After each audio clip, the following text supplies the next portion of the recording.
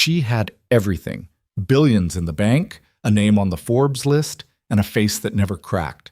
But the moment a grease-stained mechanic slid a worn leather folder across a shop counter, Evelyn Sinclair's entire empire of composure collapsed in under 10 seconds. One forgotten folder. One hidden life. And a single father who had no idea that returning lost property could rewrite the futures of hundreds of people, including his own daughters. If you've ever believed that one honest moment can change everything, stay with me. Drop a comment telling me what city you're watching from. I want to see how far this story travels. Hit like, hit subscribe, and don't go anywhere. This one's going to stay with you. The compressor on Bay 2 had been leaking since Monday. The coffee maker in the back office had been broken for 3 weeks, and Mason Carter was currently lying on his back underneath a 2003 Honda Civic that smelled powerfully of transmission fluid and someone's old fast food, trying to remember why he'd ever thought owning a business was a good idea. The answer, usually, was Sophie. Everything looped back to Sophie. She was 7 years old and currently in the 2nd grade at Hartwell Elementary, where she had recently informed her teacher that birds were basically dinosaurs with better PR, a sentence that Mason had absolutely not coached her on, but was privately very proud of. Sophie was the reason he'd taken the leap 6 years ago, cashing out a modest inheritance from his grandfather, signing a lease on a garage space on Birchwood Avenue, and betting everything on the idea that Hartwell needed one more honest mechanic. The bet had paid off. Barely. In the way that small bets in small towns usually do. Not with triumph, but with a grinding, week-by-week kind of survivability that left no room for error and even less room for rest. Mason's hands knew this. They were rough in a way that had stopped apologizing for itself years ago. Knuckles permanently darkened along the creases no matter how hard he scrubbed, a scar along the left index finger from a slipped wrench in 2019, calluses that had built themselves into something almost architectural over the years of turning bolts, lifting hoods, sliding under frames. He was 32 years old and his hands looked a decade older than the rest of him, and he had made his peace with that. He rolled out from under the Civic on his creeper, sat up, and checked the clock on the garage wall. 8:47 in the morning. His assistant, Danny Reyes, 24, chronically 5 minutes late, and the best natural diagnostic ear Mason had ever encountered, was just arriving, pulling in through the side door with a gas station coffee cup in each hand and a sheepish look on his face. "Before you say anything," Danny started, "I'm not saying anything. Traffic on Ridgeline was backed up to—" "I'm genuinely not saying anything, Danny." Mason stood up, accepted the offered coffee, and took a long sip. It was terrible. It tasted like burnt rubber and artificial hazelnut. He drank half of it. "What's the morning look like?" Danny pulled up the appointment sheet on the tablet they used for scheduling, the screen covered in a hairline crack from when Mason had dropped it last November. "Civic is scheduled out by noon. You've got a brake job on a Ram pickup at 10. Mrs. Patterson called again about her Subaru. What's wrong with it this time?" "She thinks the engine is making a worried sound." Mason closed his eyes briefly. A worried sound. Her words. "Book her for Thursday. I'll figure out what she means when she gets here." He set the coffee down and wiped his hands on a shop rag. "Anything else?" Danny hesitated in a way that was just slightly too long. "What?" "There's a walk-in. Came in about 20 minutes before you got here. She's—" He paused again, and Mason noticed that Danny, who was usually completely unflappable around customers, was choosing his words with unusual care. "She's waiting in the front, black Mercedes S-Class, current year. She said the electrical system is acting up. Dash lights flickering, some warning indicators coming on and off. She didn't have an appointment." "Did you tell her we're booked till Thursday?" "I tried." Mason raised an eyebrow. "And?" "She said, and I'm quoting directly here, 'I don't need it Thursday, I need it today.' And then she looked at me like I was a math problem she'd already solved." Mason exhaled through his nose. "All right, let me talk to her." The woman in the waiting area was not what Mason expected, though he'd have been hard-pressed to say exactly what he had expected. She was standing rather than sitting, which was the first thing he noticed. The plastic chairs along the wall were perfectly usable.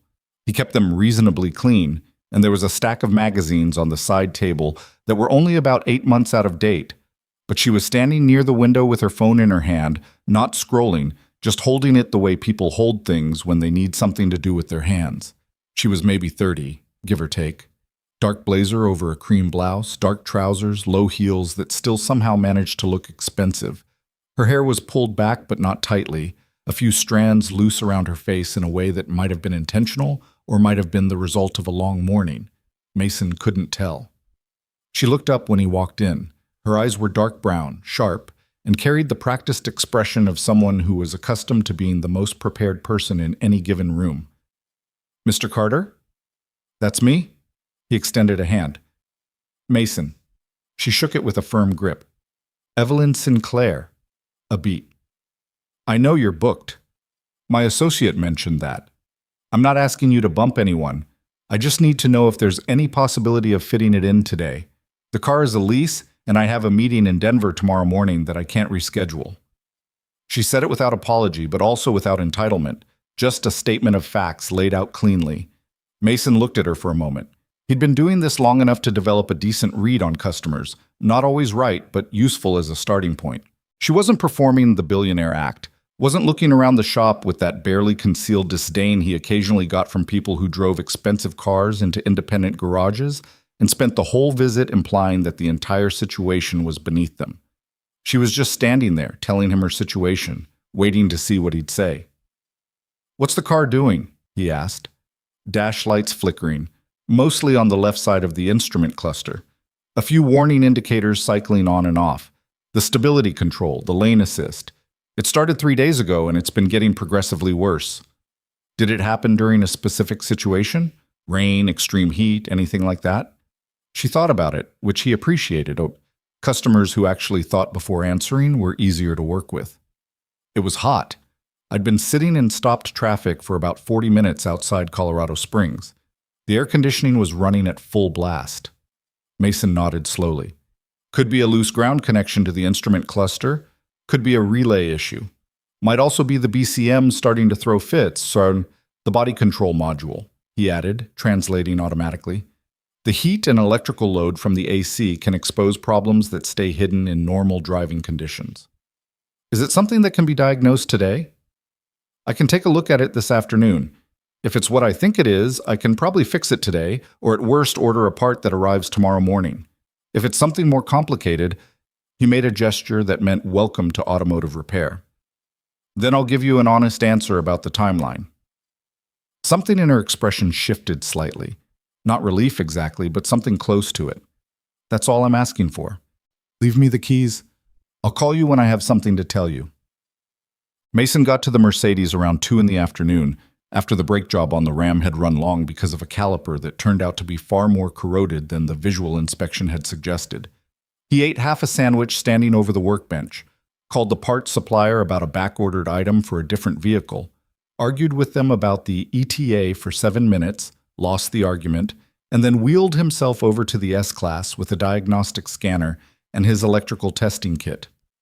The car was immaculate inside. He noticed it without making a particular thing of it. The interior was clean in a way that suggested professional detailing rather than careful owner maintenance. The difference being that professional detailing was consistent and complete, where personal cleaning tended to have patterns, missed spots, areas of concentration. There was nothing on the seats, nothing in the cup holder, a single phone charger coiled neatly in the console. No receipts, no gym bags, no detritus of daily life. The car existed as a vehicle rather than as an extension of someone's living space, which told him something, though he wasn't sure what. He plugged in the diagnostic scanner first, let it run through the system codes while he did a manual visual inspection of the areas most likely to be involved in the fault. He pulled back floor mats, checked accessible ground connection points, ran his hands along the underside of the dash looking for anything obvious. The scanner came back with 3 codes, 2 related to the instrument cluster and 1 involving the communication network between control modules. It was more complex than a simple ground connection, but not as catastrophic as a full module failure. He sat back in the driver's seat with the scanner results in hand and made a mental note of what he'd need. It was when he reached down to retrieve the scanner cord that had slid back under the seat that his hand found it. He almost dismissed it as debris at first. His fingers closed around something that had the feel of a thick envelope or a padded folder, wedged far back beneath the seat, nearly against the rear wall of the seat track. He had to lower himself awkwardly to get his arm in at the right angle. The folder had been there a while. There was a faint resistance when he pulled it free, the grip of settled dust along its edges. He set it on the passenger seat and looked at it. It was leather, or something that had once been leather, a dark burgundy that had faded and cracked along the spine and the corners, the kind of folder that office supply stores used to sell in bulk in the 90s. It was held closed by a thin elastic band that had stretched loose and no longer did much of anything. There was no label on the outside, no name, nothing written on the front or back. Mason had a policy about found items in vehicles, which was to set them aside and contact the owner. Simple, clear, not complicated. He picked the folder up and started to set it on the workbench outside the car to deal with after he'd finished diagnosing the electrical issue. But the elastic band chose that moment to snap entirely, the ancient thing giving up its last function all at once, and the folder opened in his hands.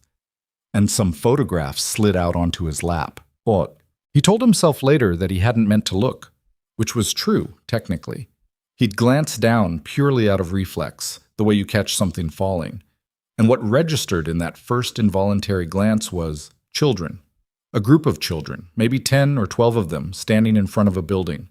The photo was black and white, or close to it, washed out in a way that suggested either age or a very cheap camera, probably both. The children were arranged in the loose, uncurated way that adults arranged children in the 70s and 80s before everyone started caring so much about getting the shot right. Some of them were looking at the camera, some weren't. One kid in the front row was mid-blink. There was a sign in the background of the photograph over the door of the building. Mason squinted. Cedarwood Children's Shelter, Hartwell, Colorado. He looked up from the photograph. He looked back down at it. He set it carefully back inside the folder, gathered the other photographs that had slipped out, replaced them without looking at them more closely, and closed the folder again. He set it on the workbench. He went back to work on the car. But the image stayed with him. All those children standing in front of a building he was pretty sure didn't exist anymore, in a town where he'd lived his whole life, in a photograph that belonged to a woman who'd walked into his shop that morning with the kind of self-possession that people spend a lifetime building. He thought about it while he finished the diagnostic. He thought about it while he pulled the instrument cluster and checked the connections underneath. He thought about it while he sourced the relay that was, as he'd suspected, the primary culprit, a component that controlled communication between the cluster and the BCM, and that had developed an intermittent failure likely caused by heat stress over time. He had a replacement relay in stock. He always kept a selection of common electrical components for European vehicles because Hartwell was small enough that waiting on parts cost customers too much time. He called Evelyn Sinclair at 4:15 in the afternoon. She picked up on the second ring. Yes? It's Mason Carter. I found the issue with your car. It's a relay in the instrument cluster communication system. I have the part, and I can have it fixed within the hour if you want to come by before we close at 6. A pause. That's faster than I expected. The diagnostic was pretty clear once I got in there. What's the damage? Part is $68. Labor comes out to about an hour and a half of work, so another 120, call it 200 even. The pause this time was longer and had a different quality to it. You're telling me the electrical system on a $70,000 car is fixed for $200. I'm telling you the specific problem I found is fixed for $200. The car might have other things going on that I didn't find because I wasn't looking for them. But the issue you brought it in for, the flickering dash, the warning lights, that's fixed. All right. Another brief pause. I'll be there by 5:30. She arrived at 5:22, which told Mason something about her relationship with punctuality. He had the car pulled around to the front and was writing up the final invoice when she came through the door. She'd changed since the morning. Same general category of clothes, different specific clothes, and she'd let her hair fully down now, which made her look marginally less like she was about to chair a board meeting, though not by a dramatic margin. How'd it go? She asked. Smoothly, once I found it. The relay I replaced controls the communication signal between the instrument cluster and the body control module. When it gets heat stressed, the signal degrades, and you get those phantom warnings and flickering lights. He handed her the old relay in a small parts bag, which he did as a habit because some customers like to see the physical evidence of what they'd paid for. You can throw that out if you want, I just always include it. She took the bag and looked at the component inside. How long has this been failing? Hard to say. These things usually degrade gradually. You probably had minor symptoms you didn't notice before. Maybe a slight flicker at odd moments, a warning that came on briefly and then went off. The extended heat exposure in traffic accelerated it to the point where it became consistent. That makes sense. She set the parts bag down and pulled out her phone to pay. You said $200. $210 with tax. She paid, received the invoice, and was folding it into her jacket pocket when Mason, who had been running his decision through his head since he'd found the thing, said, "I found something in the car." Evelyn stilled. Not dramatically, just a small pause in motion, the way someone stops when they hear something unexpected. When I was doing the diagnostic, I was checking under the seat for a loose wire root, and I found a folder. Leather, burgundy, wedged pretty far back under the rear passenger seat. He reached under the counter and produced it. I didn't go through it. I saw enough to know it wasn't shop paperwork, and I set it aside. He placed it on the counter between them. "I wanted to make sure you got it back." Evelyn looked at the folder on the counter. The expression that moved across her face in that moment was something Mason couldn't fully name, and he'd spent some time in the past hour trying to find a word for it. It wasn't recognition exactly, though there was recognition in it. It wasn't grief exactly, though there was something that moved close to grief along its edges. It was the look of someone who had just encountered something they had been trying, maybe for years, maybe without fully realizing it, to find. She put her hand on the folder, her fingers pressed into the cracked leather. "Thank you," she said.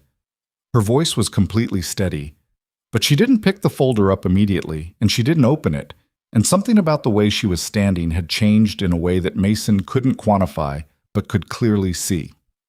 "Of course," he said. "Have a good evening." She looked up at him.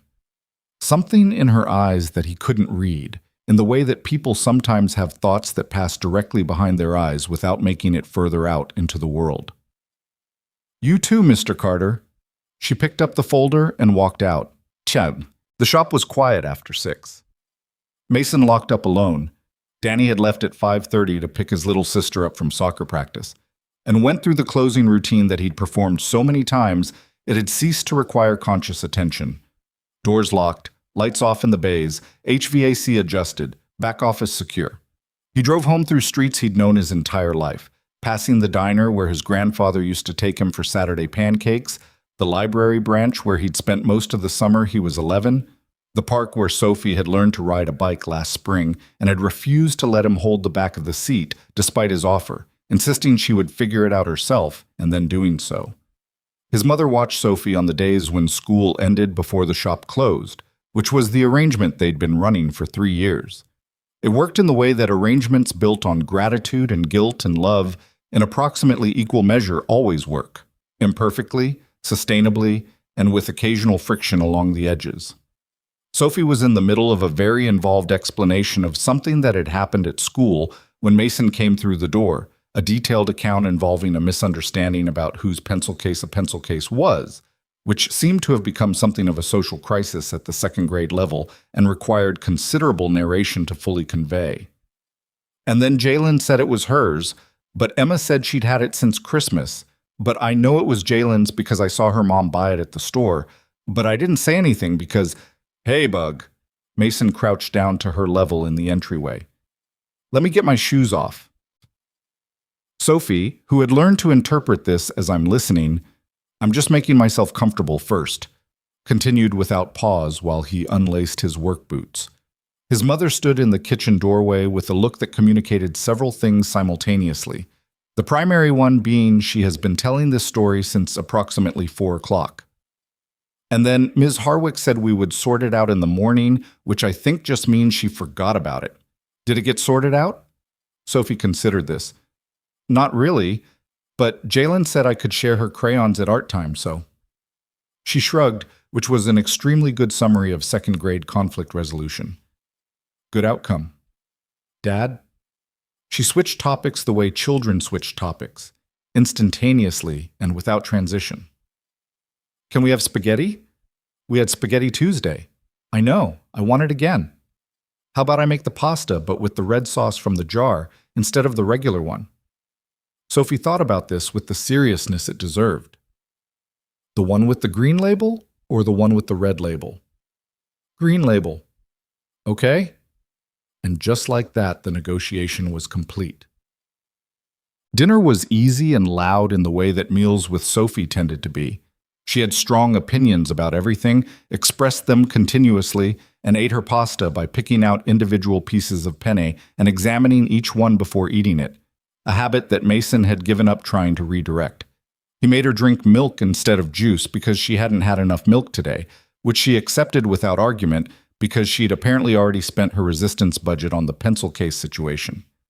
After dinner homework, which at Sophie's level consisted of a worksheet about identifying patterns and a reading passage about life cycles that she ripped through in about 12 minutes because she already knew about caterpillars, and then a bath, and then the nightly argument about which book to read before bed, which Sophie won, the way she always won, by selecting a book and simply beginning to read it aloud herself until Mason took it from her and read it properly.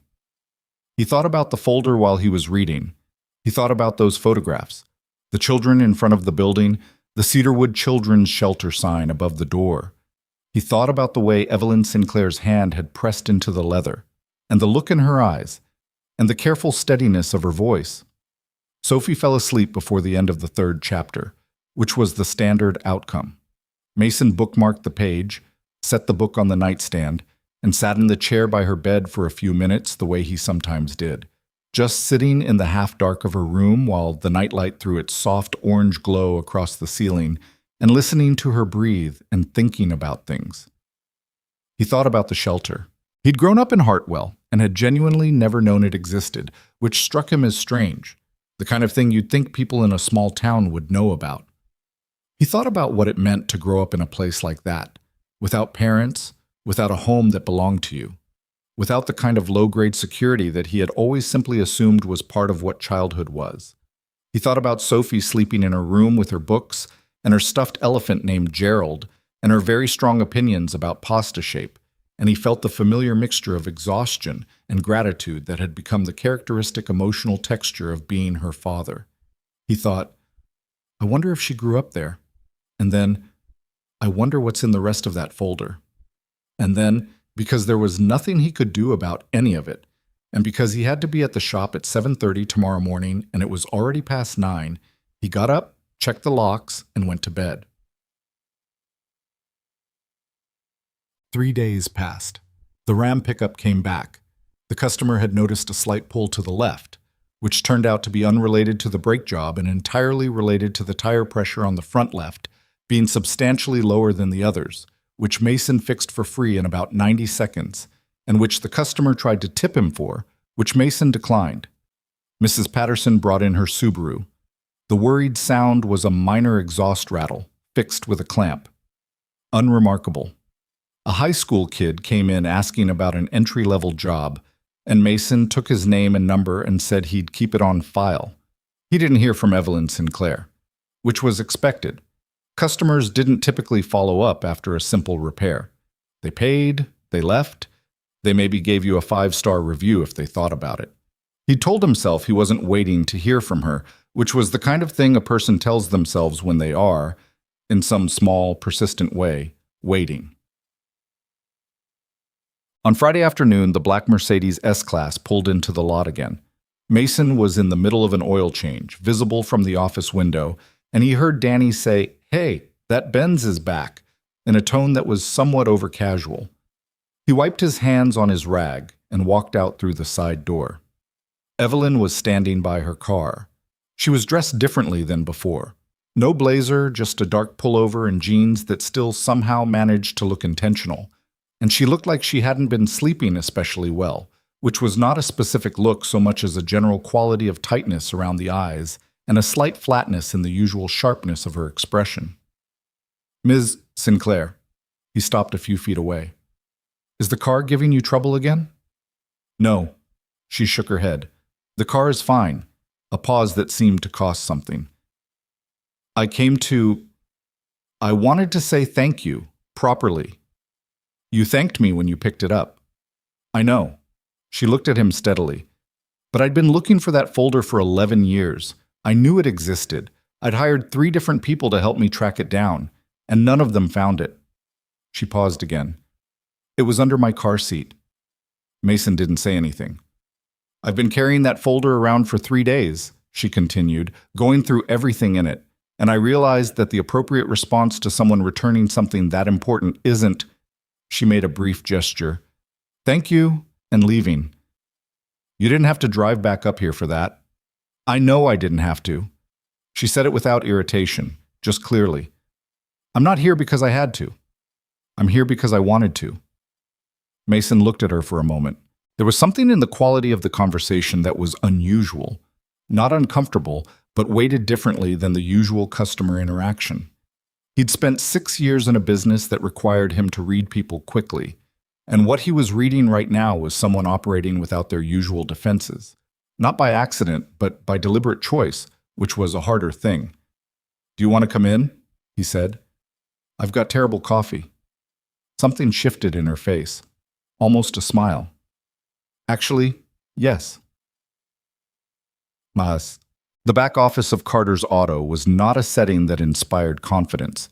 It was small, cluttered with the specific density of a space that had accumulated paper and parts and general chaos for 6 years without ever being meaningfully reorganized. There was a metal desk, a second-hand office chair, 2 plastic chairs for customers that were slightly less uncomfortable than the ones in the waiting area, a mini fridge that hummed constantly, and a calendar on the wall from 2022 that Mason had kept because the picture for October was an unusually good photograph of a mountain range. He poured 2 cups from the coffee maker, handed one to Evelyn, and sat in the office chair. She sat across from him and wrapped both hands around the cup without drinking from it. "The shelter was real," she said. "Cedar wood. It closed in 1999. I was still living there when it closed." She said it flatly, not as a confession or a revelation, just as information.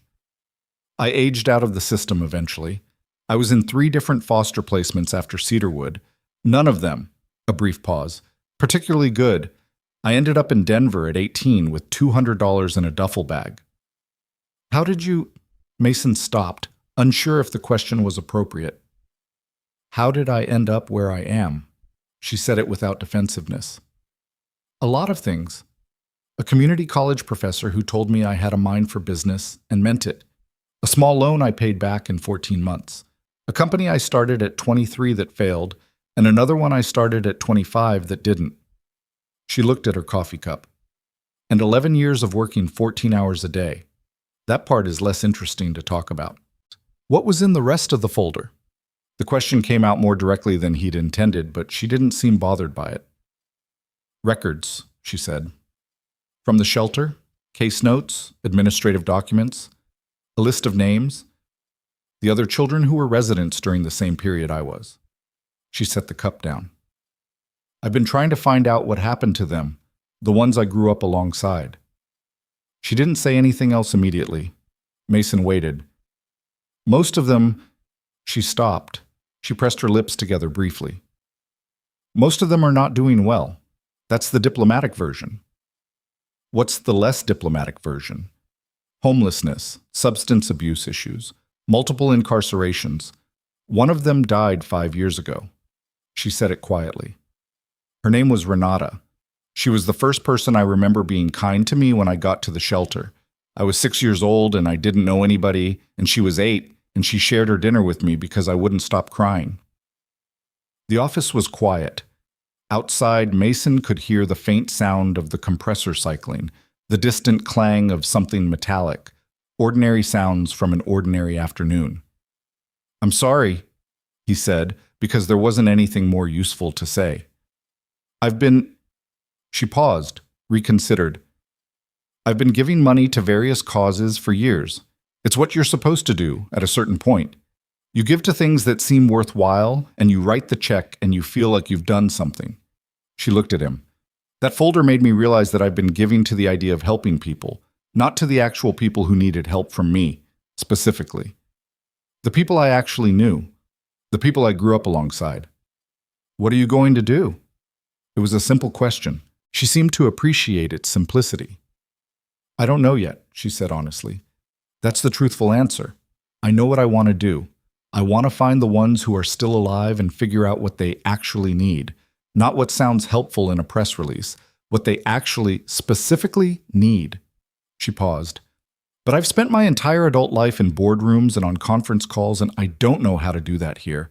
In Hartwell. On the ground.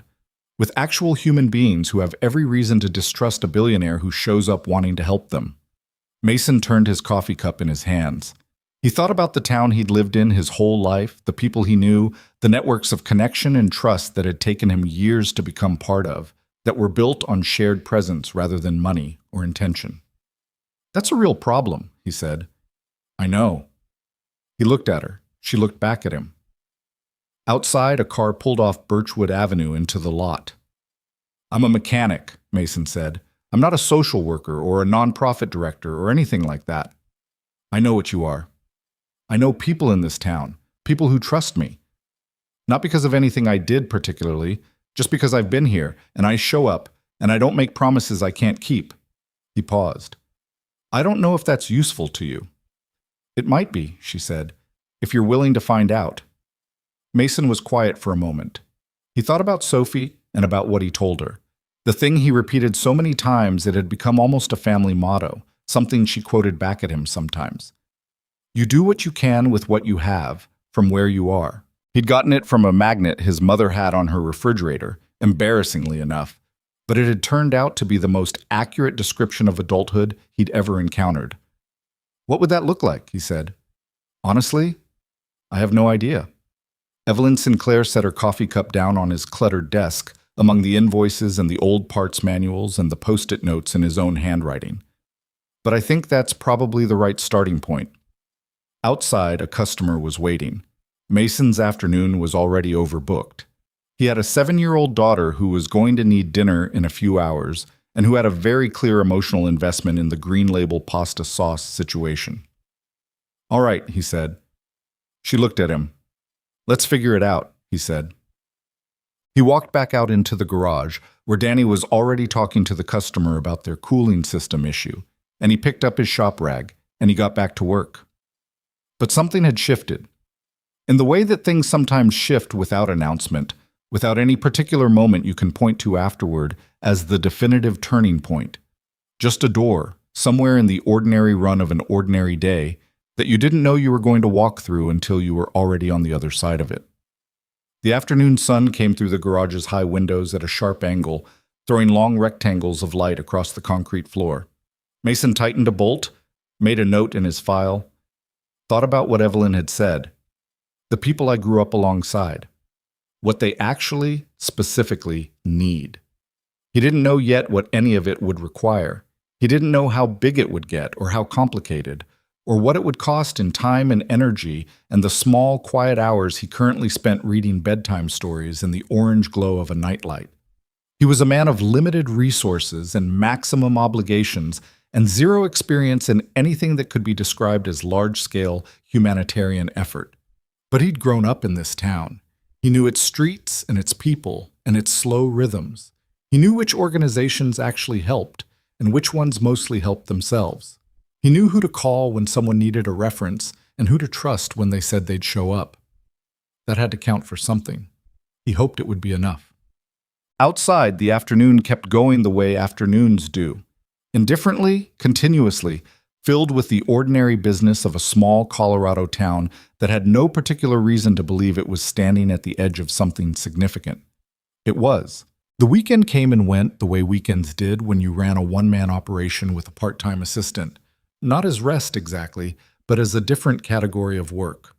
Mason spent Saturday morning catching up on the invoicing he'd let slide through the week, ate lunch at his desk, and drove Sophie to her friend Cora's birthday party in the afternoon, where he sat with Cora's father on the back porch and drank lemonade that was too sweet, and talked about the Broncos' offensive line situation with the resigned certainty of two men who had been disappointed enough times to have stopped expecting otherwise. Sunday, he and Sophie went to the farmers market on Elm Street, which was Sophie's favorite Saturday activity, except that it fell on Sunday, a distinction she had flagged for him several times and which he had no answer for. She picked out a jar of honey because the man selling it let her taste 3 different kinds, and Mason bought tomatoes that were better than any tomatoes he ever bought at the grocery store, and that he always told himself he would use to make something real, and then usually just ate standing over the sink. He drove home thinking about the conversation in the back office on Friday afternoon. He drove home thinking about Evelyn Sinclair's hands around the coffee cup, and the way she'd said the people I grew up alongside, not as an abstraction, but as a weight she was carrying around with her, specific and personal and heavy. He hadn't told anyone about it, not his mother, not Danny. He wasn't sure what he would have said. Monday morning, he opened the shop at 7:30 and told himself it was possible she wouldn't follow up, that she'd gone back to Denver or wherever she lived, and the moment in the back office had been real but also contained, bounded by its own circumstances, and that was okay. People had impulses toward change all the time that didn't survive contact with their regular lives. That was human. That was how things went. She called at 8:15. He was under a Jeep Grand Cherokee when Danny knocked on the creeper with his foot and said, "Hey, your phone," and handed it down to him with the look of someone choosing not to make a comment. Mason rolled out and answered it. "Carter's Auto." "It's Evelyn Sinclair." A brief pause. "I'm in Hartwell.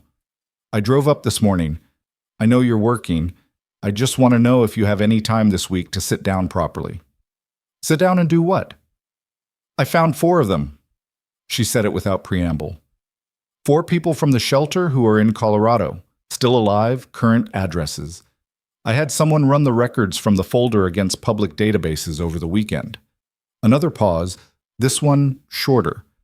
"I don't know how to approach them without making it weird, or making them feel like a charity project, or making the whole thing about me when it shouldn't be." She stopped. "I thought you might have thoughts." Mason looked at the Jeep Cherokee. It was going to need another 40 minutes, minimum. "I have a lunch break at noon," he said. "There's a diner called Pauline's on 2nd Street. The food is mediocre, but it's quiet. I'll be there at noon." Pauline's Diner had not meaningfully updated its interior since approximately 1994 and operated on the theory that consistency was more valuable than innovation, which Mason had always respected. The booths were red vinyl, the menus were laminated, and the lunch special was always some variation of a meat dish with mashed potatoes. The coffee was served in white ceramic mugs without being asked for, which was Pauline's primary virtue as an establishment. Evelyn was already there when he arrived at 2 minutes past noon, which meant she'd been early. She was in a corner booth out of the main sight line from the door, and she had a cup of coffee in front of her and a legal pad on the table with handwritten notes on it, which Mason noticed and filed away as characteristic. He slid into the booth across from her. The waitress, whose name was Bev and who had been working at Pauline's since before Mason was born, appeared immediately and filled his coffee cup without being asked. Bev did not comment on the fact that Mason was eating lunch with someone she'd clearly never seen before, because Bev had an excellent professional policy of not commenting on things unless directly invited to. "You ordered?" Mason asked. "I'll have the lunch special," Evelyn told Bev, who nodded and disappeared. "Good choice," Mason said. "It's usually the chicken today. The chicken is fine." "I'm not here about the food." She slid the legal pad partially across the table so he could see it.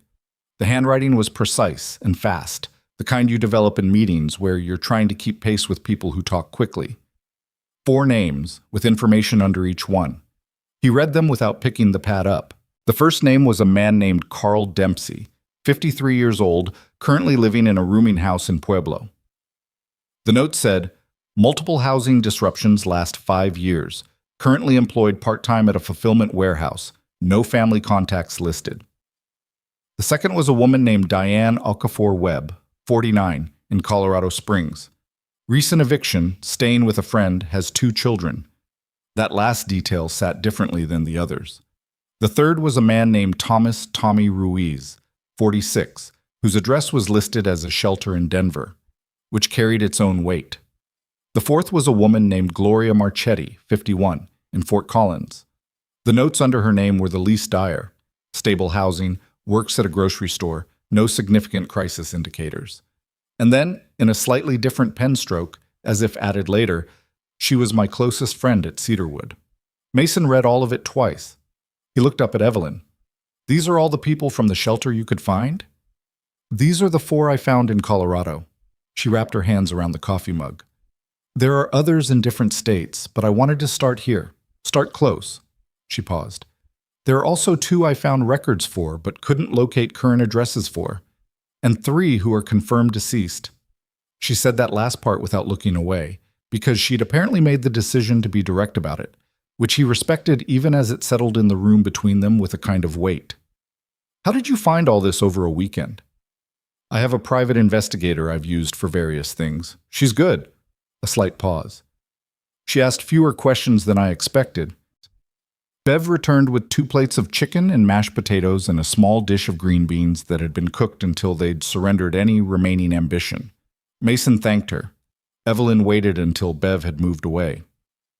Tell me why you think you can't just approach them, Mason said. She looked at him. Because I'm a billionaire who showed up out of nowhere, claiming to want to help people she grew up with in a shelter 45 years ago. How does that not feel like, she searched for the word, condescension at best, exploitation at worst, even if my intentions are exactly what I say they are? It might feel like both of those things to some of them. Yes. That's an honest answer. I've been trying to be honest with myself about it. The money makes everything complicated. When you have what I have, the simple version of helping someone, writing a check, paying a bill, fixing a problem with money, it costs me nothing. It makes me feel good, and it might actually help. But it also... She stopped, cut a piece of chicken, didn't eat it. It also puts the person on the receiving end in a particular position, a position that has a very specific emotional texture and that not everyone can navigate without it changing how they feel about themselves. Mason thought about his own relationship with needing help, which had been tested most severely in the first year after Sophie's mother left. When he'd been doing it alone for the first time and the shop had been losing money and he'd had to accept 3 months of dinners from his mother delivered to his door because he didn't have the bandwidth to cook properly. He remembered the particular texture she was describing. The gratitude that sat next to something that wasn't quite resentment but was adjacent to it, a bristling in the back of the throat. So you want to show up differently, he said. I want to show up as a person, not as a resource. She finally ate the piece of chicken, chewed it. And I don't know how to do that on my own here. I don't have any roots in this community. I don't know anyone who knows them. I'm a stranger. She looked at him. You're not. I don't know these specific people. No, but you know the town. You know how people talk here, what they trust, what makes them defensive. You know the organizations that are actually doing work versus the ones that are mostly having meetings about doing work. She paused. I could have gotten all of this by hiring someone. I'm not here because I need to hire someone. I'm here because... A slight hesitation. I think this is the kind of thing that requires someone who actually gives a damn about it, who isn't doing it because they're being paid to. Outside the diner window, 2nd Street went about its business. A woman walked by with a stroller.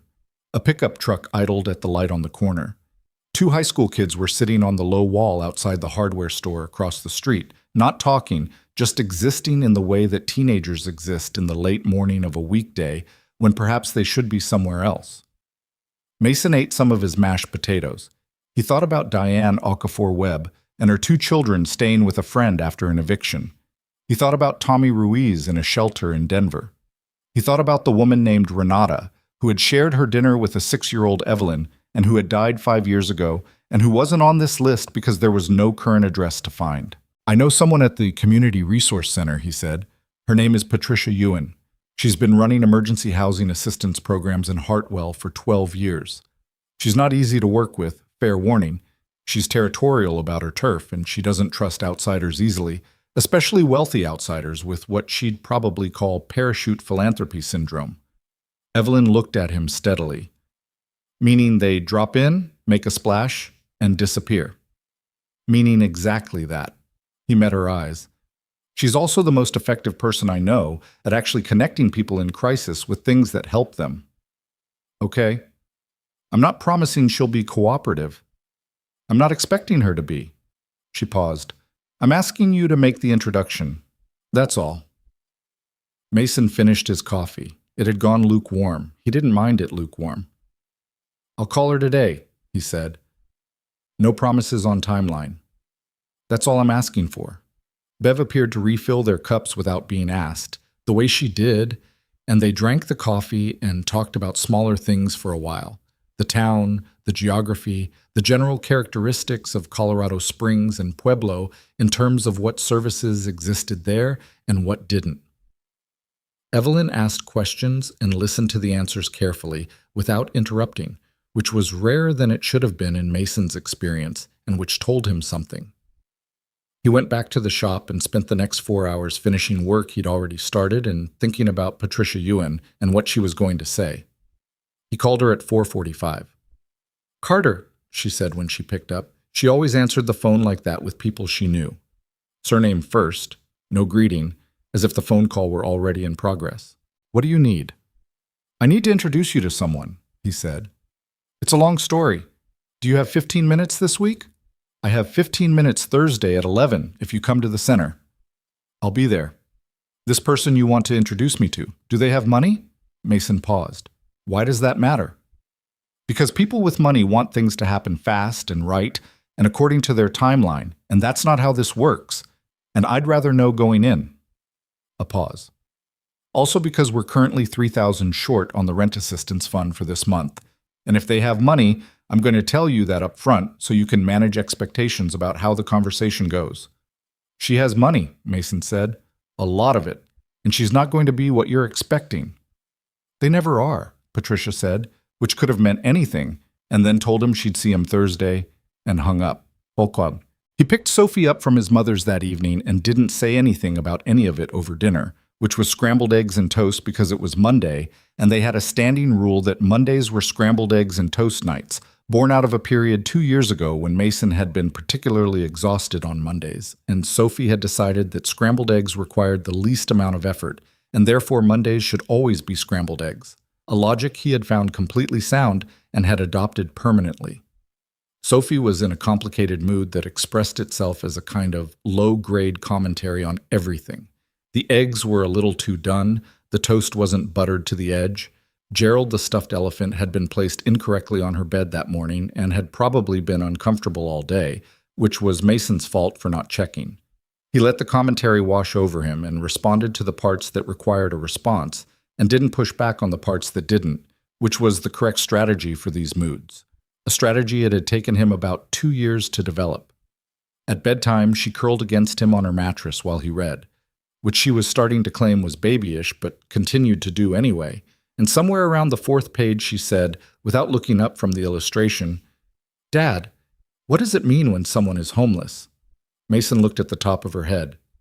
Where did you hear about that? Miss Harwick was talking about a food drive at school. She said some families in Hartwell don't have somewhere to live. It means they don't have a home of their own, somewhere safe to sleep. He kept his voice level, the way you learn to when explaining the hard things. It happens for different reasons. Sometimes people lose their jobs. Sometimes they have other problems that make it hard to keep a place to live. It's not because they're bad people. Sophie was quiet for a moment, processing this with the thoroughness she applied to most things. Where do they sleep? Sometimes shelters, places set up specifically to help. Sometimes with family or friends. Sometimes... He paused, deciding how much was useful and how much would just worry her. Sometimes in places that aren't very comfortable. That's bad? Yeah. We should help. Yeah, he said again. I'm trying to.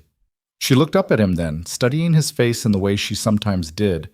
She'd always been a reader of faces, even as a very small child, picking up on things he thought he'd kept to himself. Are you working on something? She asked. Kind of. Something big. I don't know yet, he said honestly. Maybe.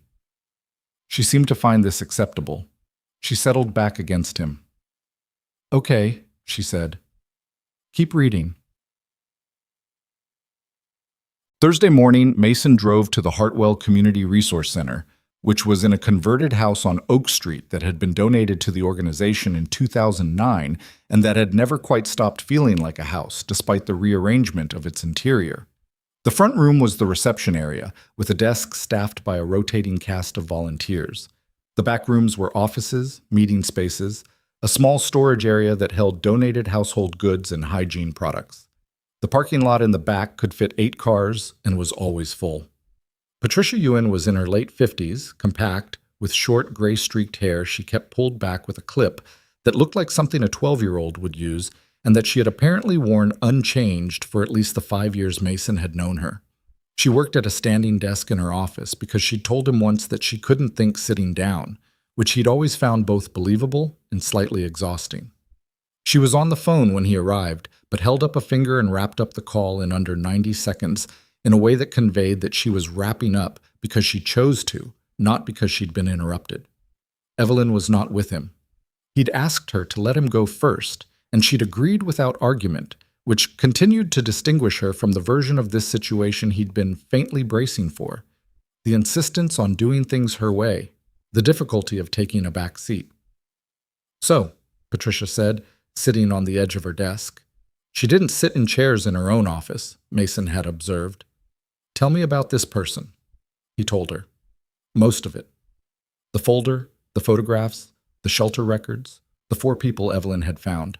He kept it straightforward and didn't try to make it more compelling than it was, because Patricia had extremely good instincts about when she was being pitched and reacted to pitching the way a cat reacted to being pointed at, by going completely in the opposite direction. Patricia listened without expression. When he was done, she was quiet for a moment. "She grew up in the system," she said. "Yes." "And now she wants to help the people she grew up with." "Yes." "Because of a folder she lost in her car." He understood what she was doing with the phrasing. "Because the folder made her confront something she'd been avoiding. The specifics of why she's motivated now feel less important to me than whether the motivation is real." "And you think it's real?" "I think it's the realest thing I've seen in a while." Patricia looked at him for a long moment. She had eyes that had seen a lot of people come in and out of this building over 12 years, a lot of promises made with varying degrees of sincerity, a lot of well-intentioned efforts that had collapsed within 6 months because they'd been built on feeling rather than structure. She had developed out of necessity a forensic skepticism that could seem like coldness to people who didn't know her. "3,000 short on the rent assistance fund," she said. "I heard you the first time." "I'm not saying let her write a check to the fund and call it good." "I know you're not." "I'm saying—" Patricia stood up, picked up a marker, turned to the whiteboard on the wall behind her desk, which was covered in names and dates and arrows. She uncapped the marker. "There's a family on my current list. The Delgados. Maria, 43, 2 kids, 12 and 8. Got an eviction notice 6 weeks ago because the landlord sold the building, new owners raising rent by 40%. She's working 2 jobs, can't bridge the gap in time, going to lose housing in 3 weeks if we can't get her into an assistance program. The programs we have access to have a 4 to 6 week application process." She tapped the whiteboard. "If someone could bridge the gap, pay the difference for 2 months while she gets through the process, she doesn't lose the apartment." Mason looked at the whiteboard. "Why are you telling me this?" "Because if this woman is real and her intentions are real, this is what it looks like. Not a ribbon cutting and a check to a foundation. It's a phone call about a specific family and a specific problem and a specific amount of money that would actually fix it." She looked at him. $640 over 2 months. "You want me to ask her?" "I want to see what she says." Mason called Evelyn from the parking lot. She answered on the first ring. He explained the Delgado family, the situation, the amount. He didn't editorialize. There was a brief pause on her end.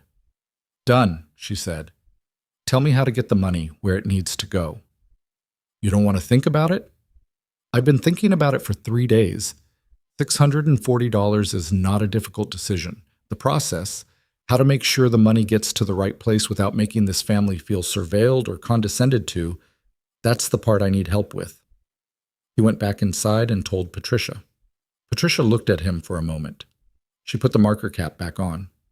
"Bring her in," she said. "Not today, Friday. And tell her to come without an assistant or a publicist or any of whatever usually travels with people like her." "She came up here in her car alone," Mason said. "Then tell her to do that again." Yeah. The meeting on Friday lasted 2 hours and 20 minutes, which was about an hour and 50 minutes longer than Mason had expected, and about an hour shorter than it apparently needed to be, because Evelyn and Patricia were still talking when he had to excuse himself to get back to the shop for a scheduled appointment. He left them in Patricia's office, Patricia at her standing desk, Evelyn in the single chair, the whiteboard between them covered in new writing. He found out later from Patricia what had happened in the remainder of the meeting, partly through a text she sent him that evening that said simply, "She's either real or she's the best liar I've ever met," and partly through what Evelyn told him herself over the phone that night. "She told me to my face that I'd probably lose interest within 6 months, Evelyn said. Not angry about it. Almost, he thought, slightly amused. She says that to most of the people she works with. I told her I understood why she'd think that. How'd she take that? She wrote something on the whiteboard. I couldn't see what it said." A pause. "She also told me about a program she's been trying to get funded for 3 years, a transitional housing initiative for people aging out of the foster care system. The gap between 18 and stable housing. She has a working model. She has partner organizations. She has a waiting list of people who need it. She doesn't have the capital to launch it." Mason sat back in his office chair, the old one that squeaked on the left side when he leaned a certain way. "How much capital?" $320,000 for the first year. After that, it would mostly be self-sustaining through grants and local government partnerships she already has tentatively lined up. She paused. "She wasn't asking me for it. She was telling me about it the way you tell someone about a problem you've been trying to solve for a long time. I don't think she expected me to respond." "But you did." "I told her I'd fund it." The office was quiet. The compressor had shut off, and the shop was closed for the night, and Birchwood Avenue outside was doing its usual evening thing of settling down into a suburban quiet. "She didn't thank me," Evelyn said. There was something in her voice he couldn't quite place. "She told me she'd need a 6-month planning process before money changed hands, and that the program would operate under the Resource Center's governance structure, and that I would not have decision-making authority over how it ran." A pause. "She said that last part very directly. That sounds like Patricia. I said yes to all of it." Another pause, this one different in quality. "It was the first time in, I can't remember how long, that I've agreed to give a significant amount of money to something and felt like the person receiving it wasn't going to let me use it as a way of feeling good about myself." She said it quietly, almost to herself. She was just interested in whether it would work. That's why she's good at it. Yes. A beat. "You knew she'd be like this." "I hoped." He could hear her breathing on the other end of the line, the slight background sound of wherever she was. A hotel room, probably. Or maybe she'd driven back to Denver and was in her apartment or her house, or whatever a person with her money lived in. He realized he had no real image of her life outside of Hartwell, which was strange considering how much he now knew about her past. "The 4 people from the shelter," he said. "Have you decided how to approach them?" "I've been thinking about it constantly." A pause. "I think I have to start with Gloria, my friend from the shelter. If I can talk to her first, if she's willing, maybe she can help me understand how to approach the others without it feeling like I'm descending on them." "That sounds right." "The problem is I haven't talked to her in over 30 years. The quietness in her voice had changed slightly. Something underneath it that had been there the whole time but was more audible now, like a note that had been playing at the edges of a piece of music and suddenly moved to the center. "I don't know if she remembers me. I don't know if she wants to hear from me. I was the one who got out." That's not a simple thing to navigate when you contact someone who didn't. Mason didn't say anything immediately. He thought about what that was. The guilt of escape, or whatever it was more accurately called, the weight that survivors of difficult circumstances carried. When the people they'd shared those circumstances with hadn't had the same outcomes. He didn't have a word for it. He suspected there wasn't a clean one. "Do you want company?" he said. When you go. A pause that held several different things in it. That's... She stopped. Started again. That might help. Yes. Fort Collins is about 2 hours from here. I know. I can't make it this week. I'm short-staffed. But next Saturday is open. He paused. Sophie comes with me on Saturdays. I don't have childcare on weekends unless I arrange it specifically. A longer pause. He was aware, having said it, that he just introduced his daughter into a situation that was becoming increasingly complicated, and he wasn't sure what Evelyn Sinclair would make of that, or whether it would make her want to reconsider the offer. How old is she? 7. Does she travel well? She talks constantly. She has very strong opinions about everything. She'll want to know your job title, your middle name, and why you do the things you do, in approximately that order. He paused. She's also very good at making people feel like they're the most interesting person she's talked to all day. A brief silence. And then, and this was the first time he'd heard it, genuinely unguarded, not quite controlled, Evelyn Sinclair laughed. It was not a polished sound. It was a slightly surprised, imperfectly formatted sound that lasted exactly 2 seconds and then was contained again. Okay, she said. Next Saturday. Chub. The week between was ordinary in all the ways weeks at a repair shop were ordinary, which meant it contained at least 3 unexpected complications and 1 genuine crisis, the crisis being a transmission failure on a vehicle that the customer had been assured was fine by someone else 3 months ago, which had resulted in a conversation that required considerable diplomatic skill to navigate, and which Mason had come through feeling tired in the specific way that delivering bad news leaves you tired. Not the body, but something underneath it. He talked to Patricia twice more about logistics for the Delgado family situation, which was moving forward with the kind of careful bureaucratic momentum that actual help usually required. He did not talk to Evelyn, which felt deliberate on her part, like she was giving the weekday its own space. He told his mother on Thursday evening that he was going to Fort Collins on Saturday for something work-related, which was approximately 30% true, and which his mother accepted with the kind of focused non-reaction that meant she was storing information for a later conversation. Friday night, he was reading to Sophie. A different book now. They'd finished the previous one and were 3 chapters into a new one about a girl who discovered she could talk to plants, which Sophie considered entirely plausible when she said, again without looking up, in the way she conducted her most significant inquiries, "Is the big thing you're working on going to help kids?" He thought about the Delgado children, 12 and 8. He thought about the transitional housing program and the people aging out of foster care who would eventually go through it if it got off the ground. He thought about Diane Okafor-Webb's 2 children. "I think so," he said. Eventually, she turned a page. "Good," she said. "Those are the important ones." He kept reading.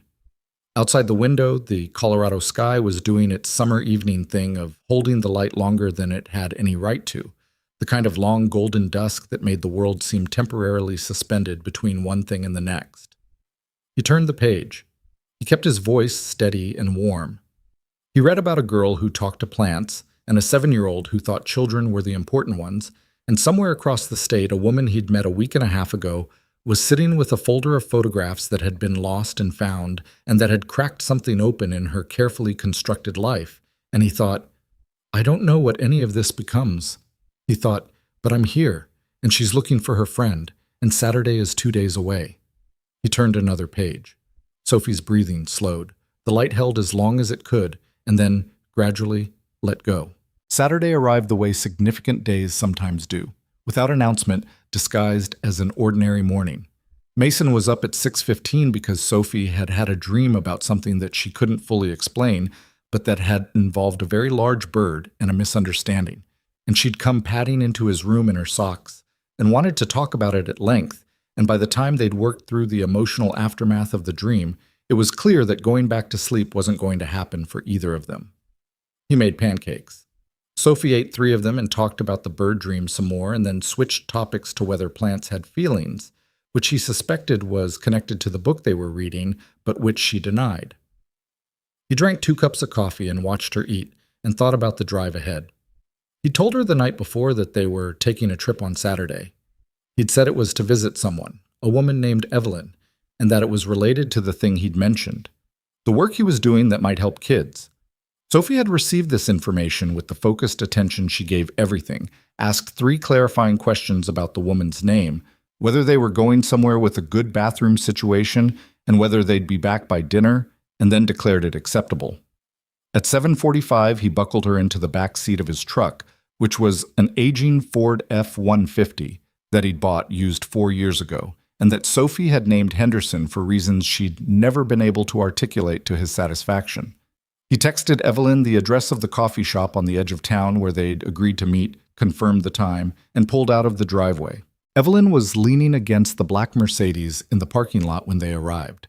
She was in jeans and a gray pullover again, and her hair was down, and she looked like she hadn't slept especially well, which Mason had started to recognize as something that preceded moments that mattered to her. Sophie was out of the truck almost before it had fully stopped, which was her standard approach to new situations, and she walked directly up to Evelyn with the complete social fearlessness of a 7-year-old who had not yet learned to be self-conscious. "Hi," Sophie said. "I'm Sophie Carter. My dad said you're Evelyn. Is your last name Sinclair?" Evelyn looked down at her. Something in her face adjusted. Not condescension, not the particular performance some adults put on when they encountered children, but something more like genuine recalibration. "It is," she said. "That's a good name." Sophie considered this with the seriousness it apparently deserved. "What do you do for your job?" "I run a company." "What kind of company?" "Technology. Software that businesses use to manage their finances." Sophie thought about this.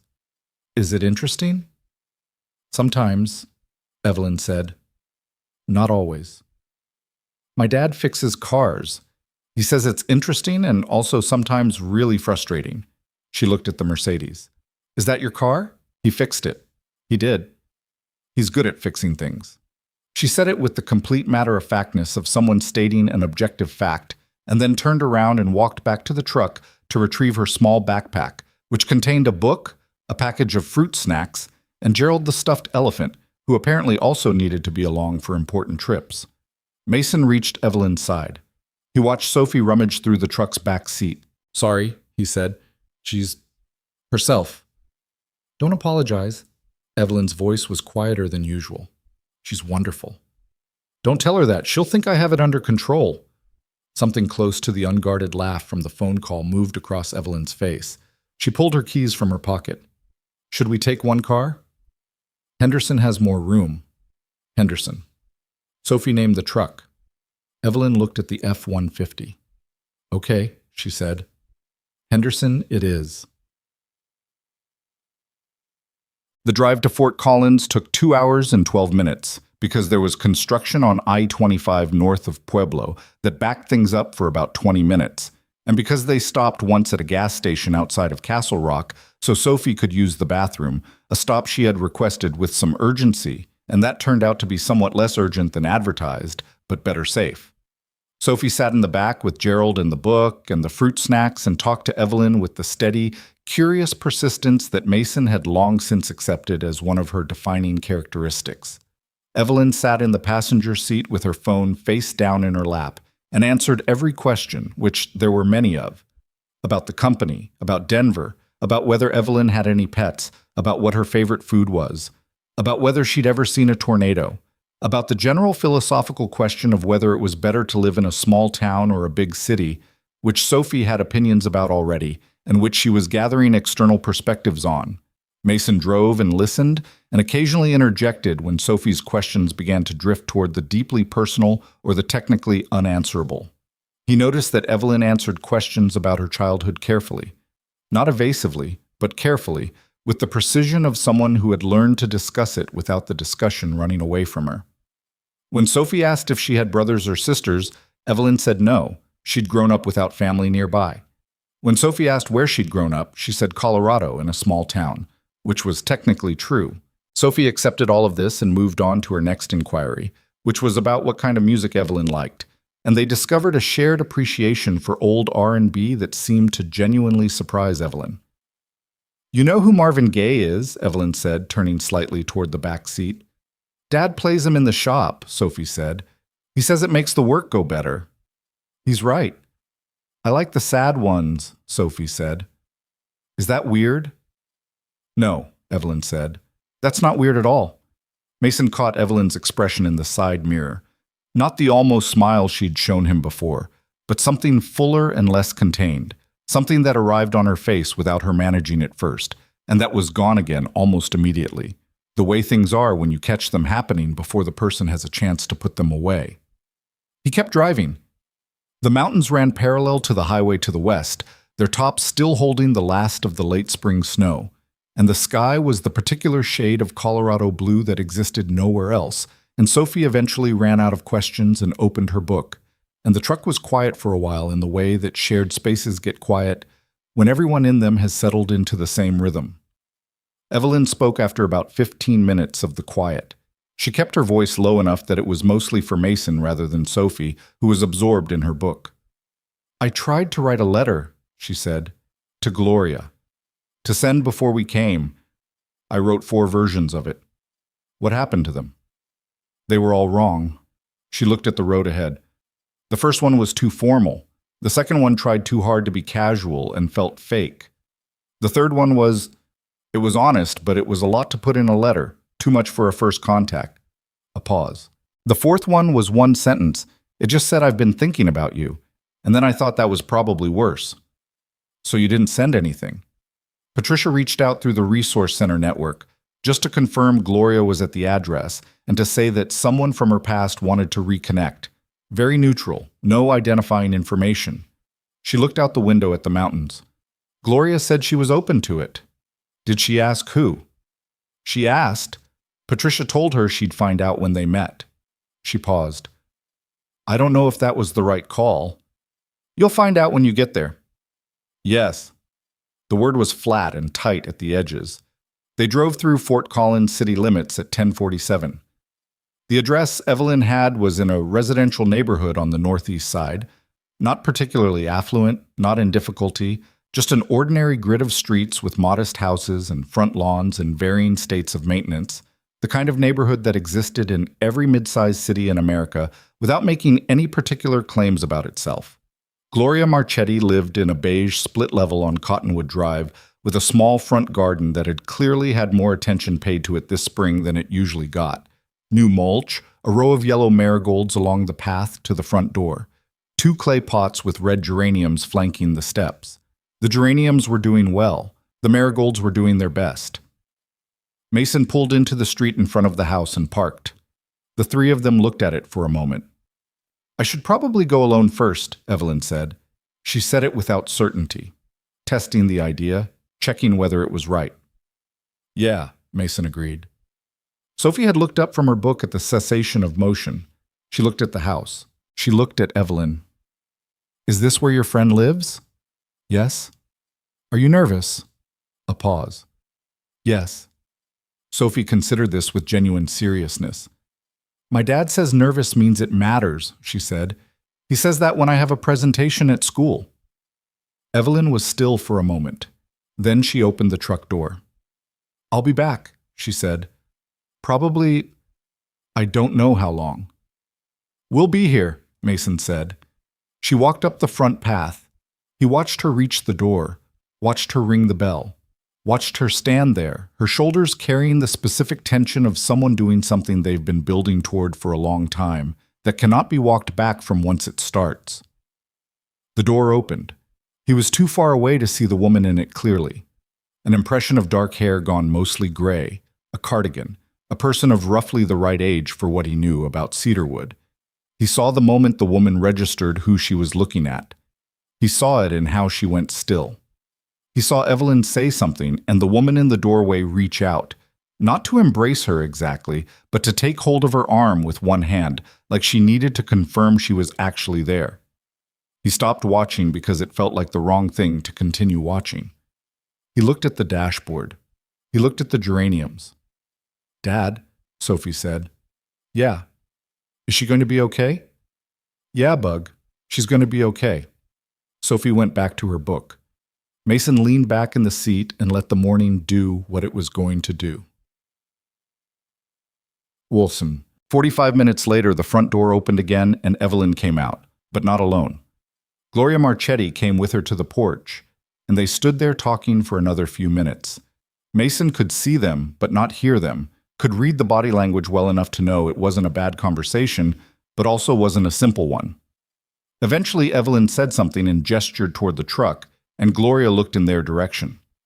Evelyn came back. She got in the passenger seat and pulled the door closed and sat for a moment with her hands in her lap. "She remembered me," Evelyn said. It came out very quietly. "Good?" "I don't—" She stopped, started again. "She cried.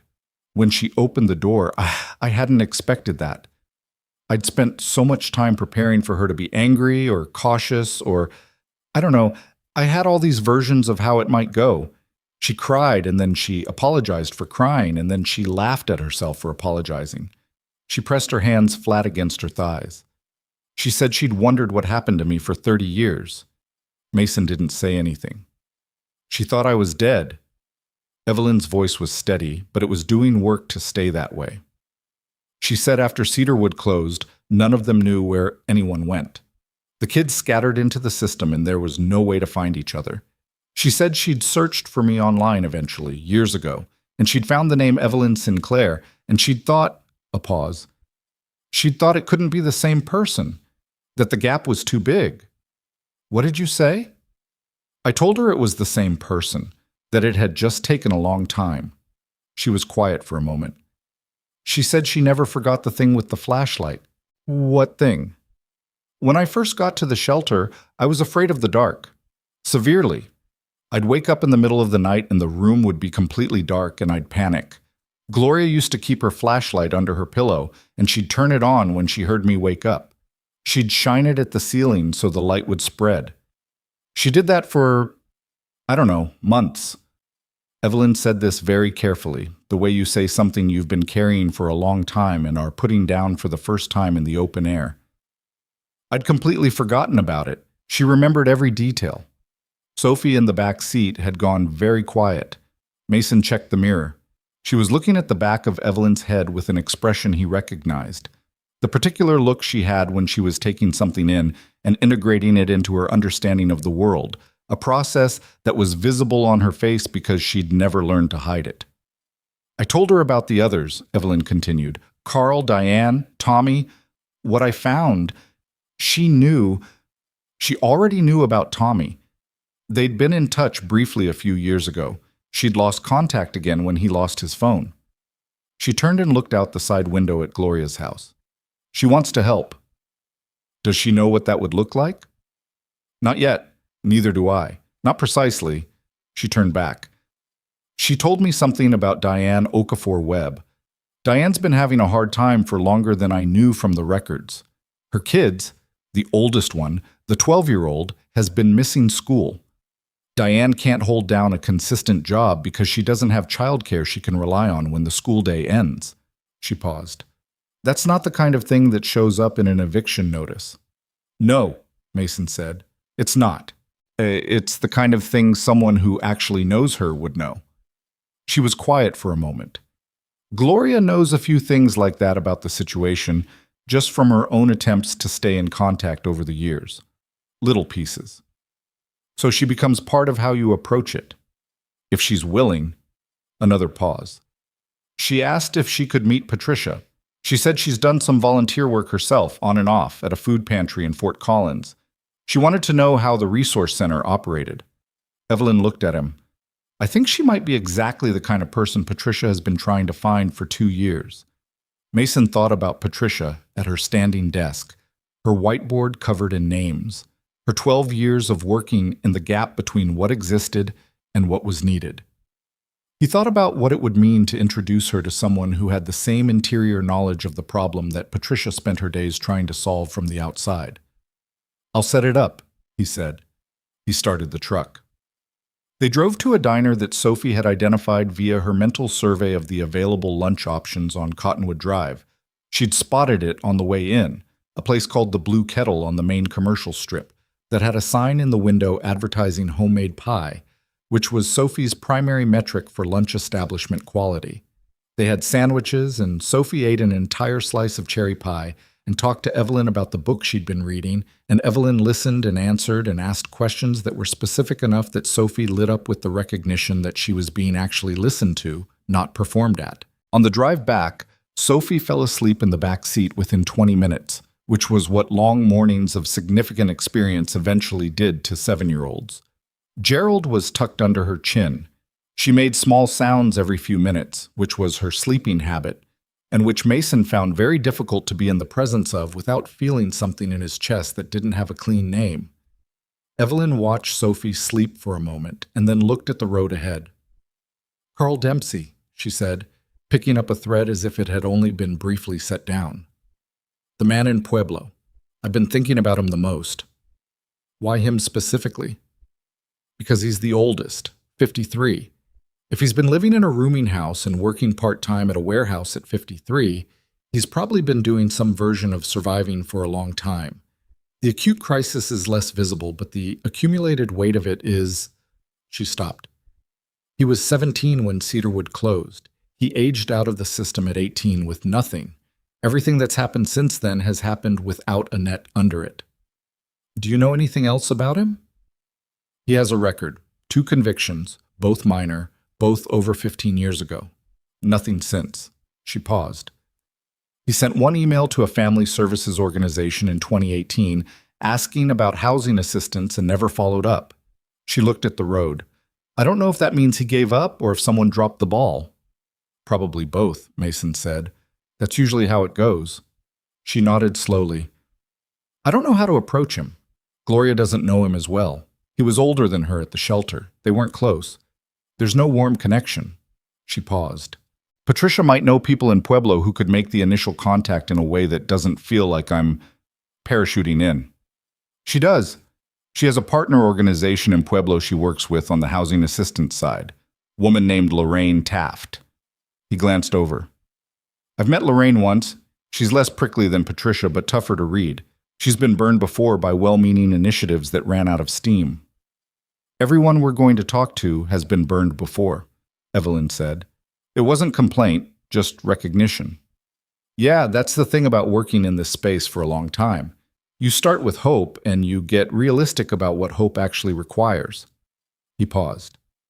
"The people who do it well, Patricia, Lorraine, people like them, they're not cynical. They're just not going to let you be careless about it." "Good," she said. He glanced at her. "Most people don't say that.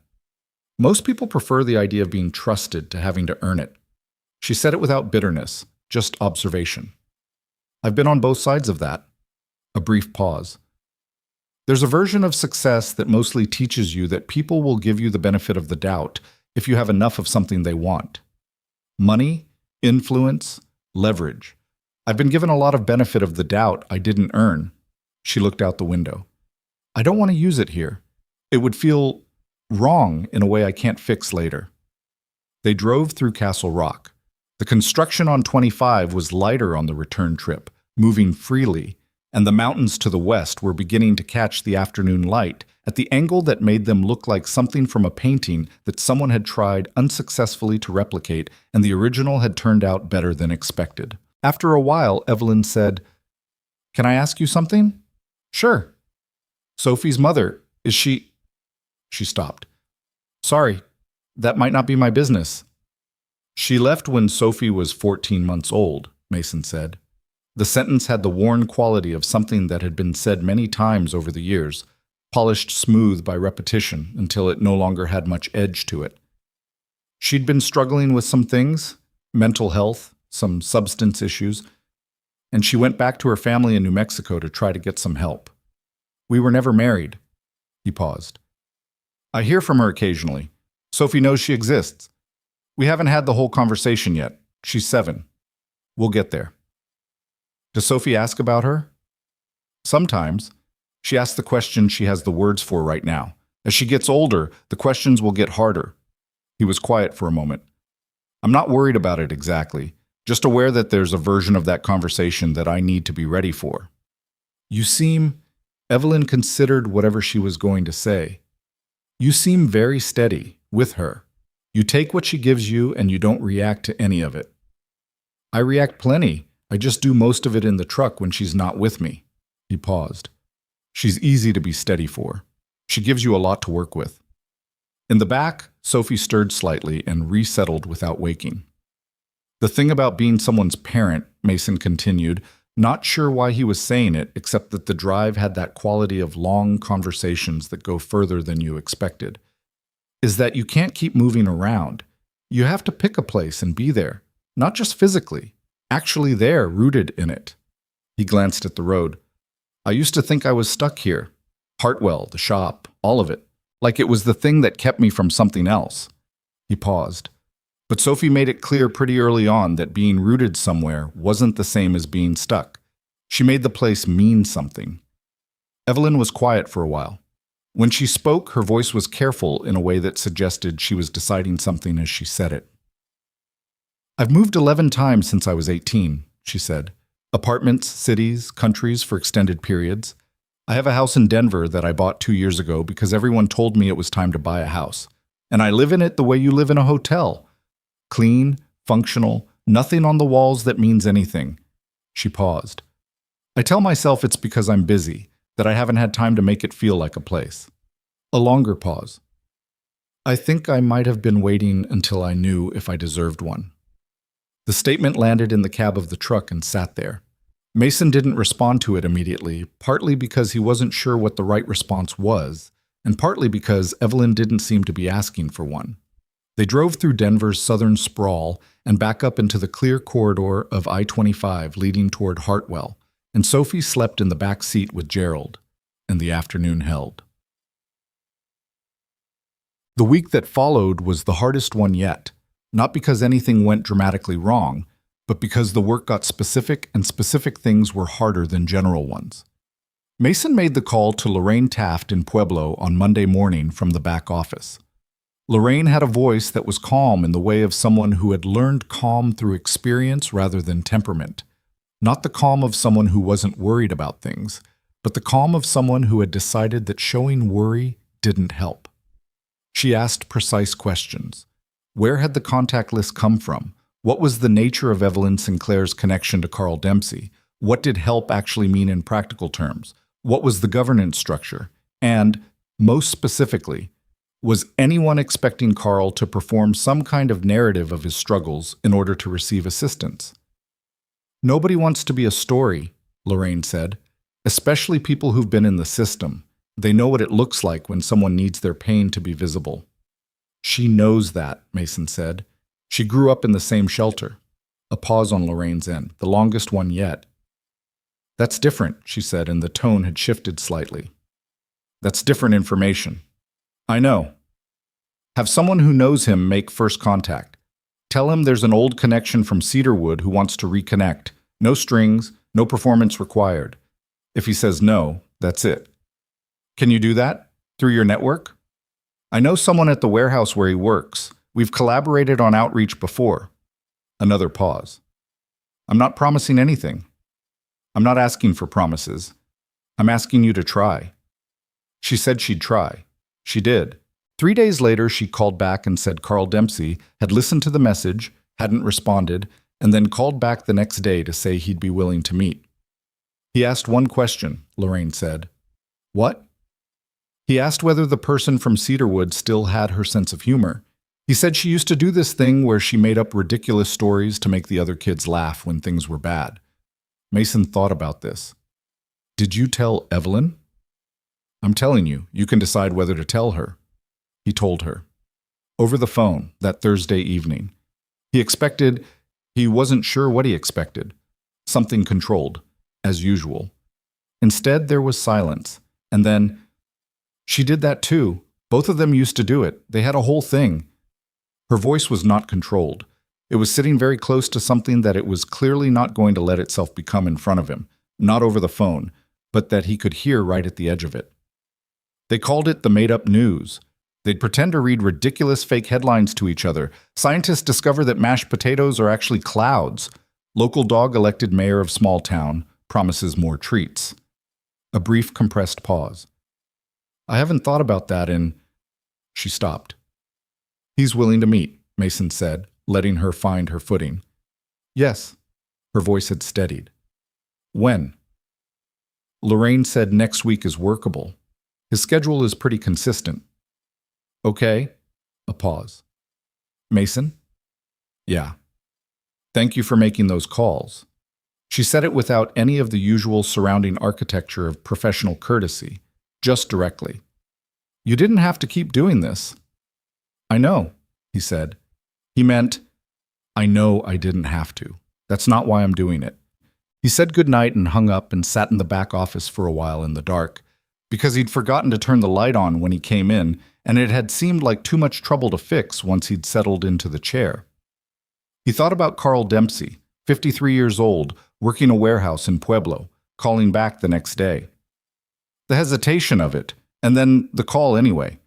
He thought about what it cost to call back when you'd spent a long time learning not to expect much from the direction of other people reaching toward you.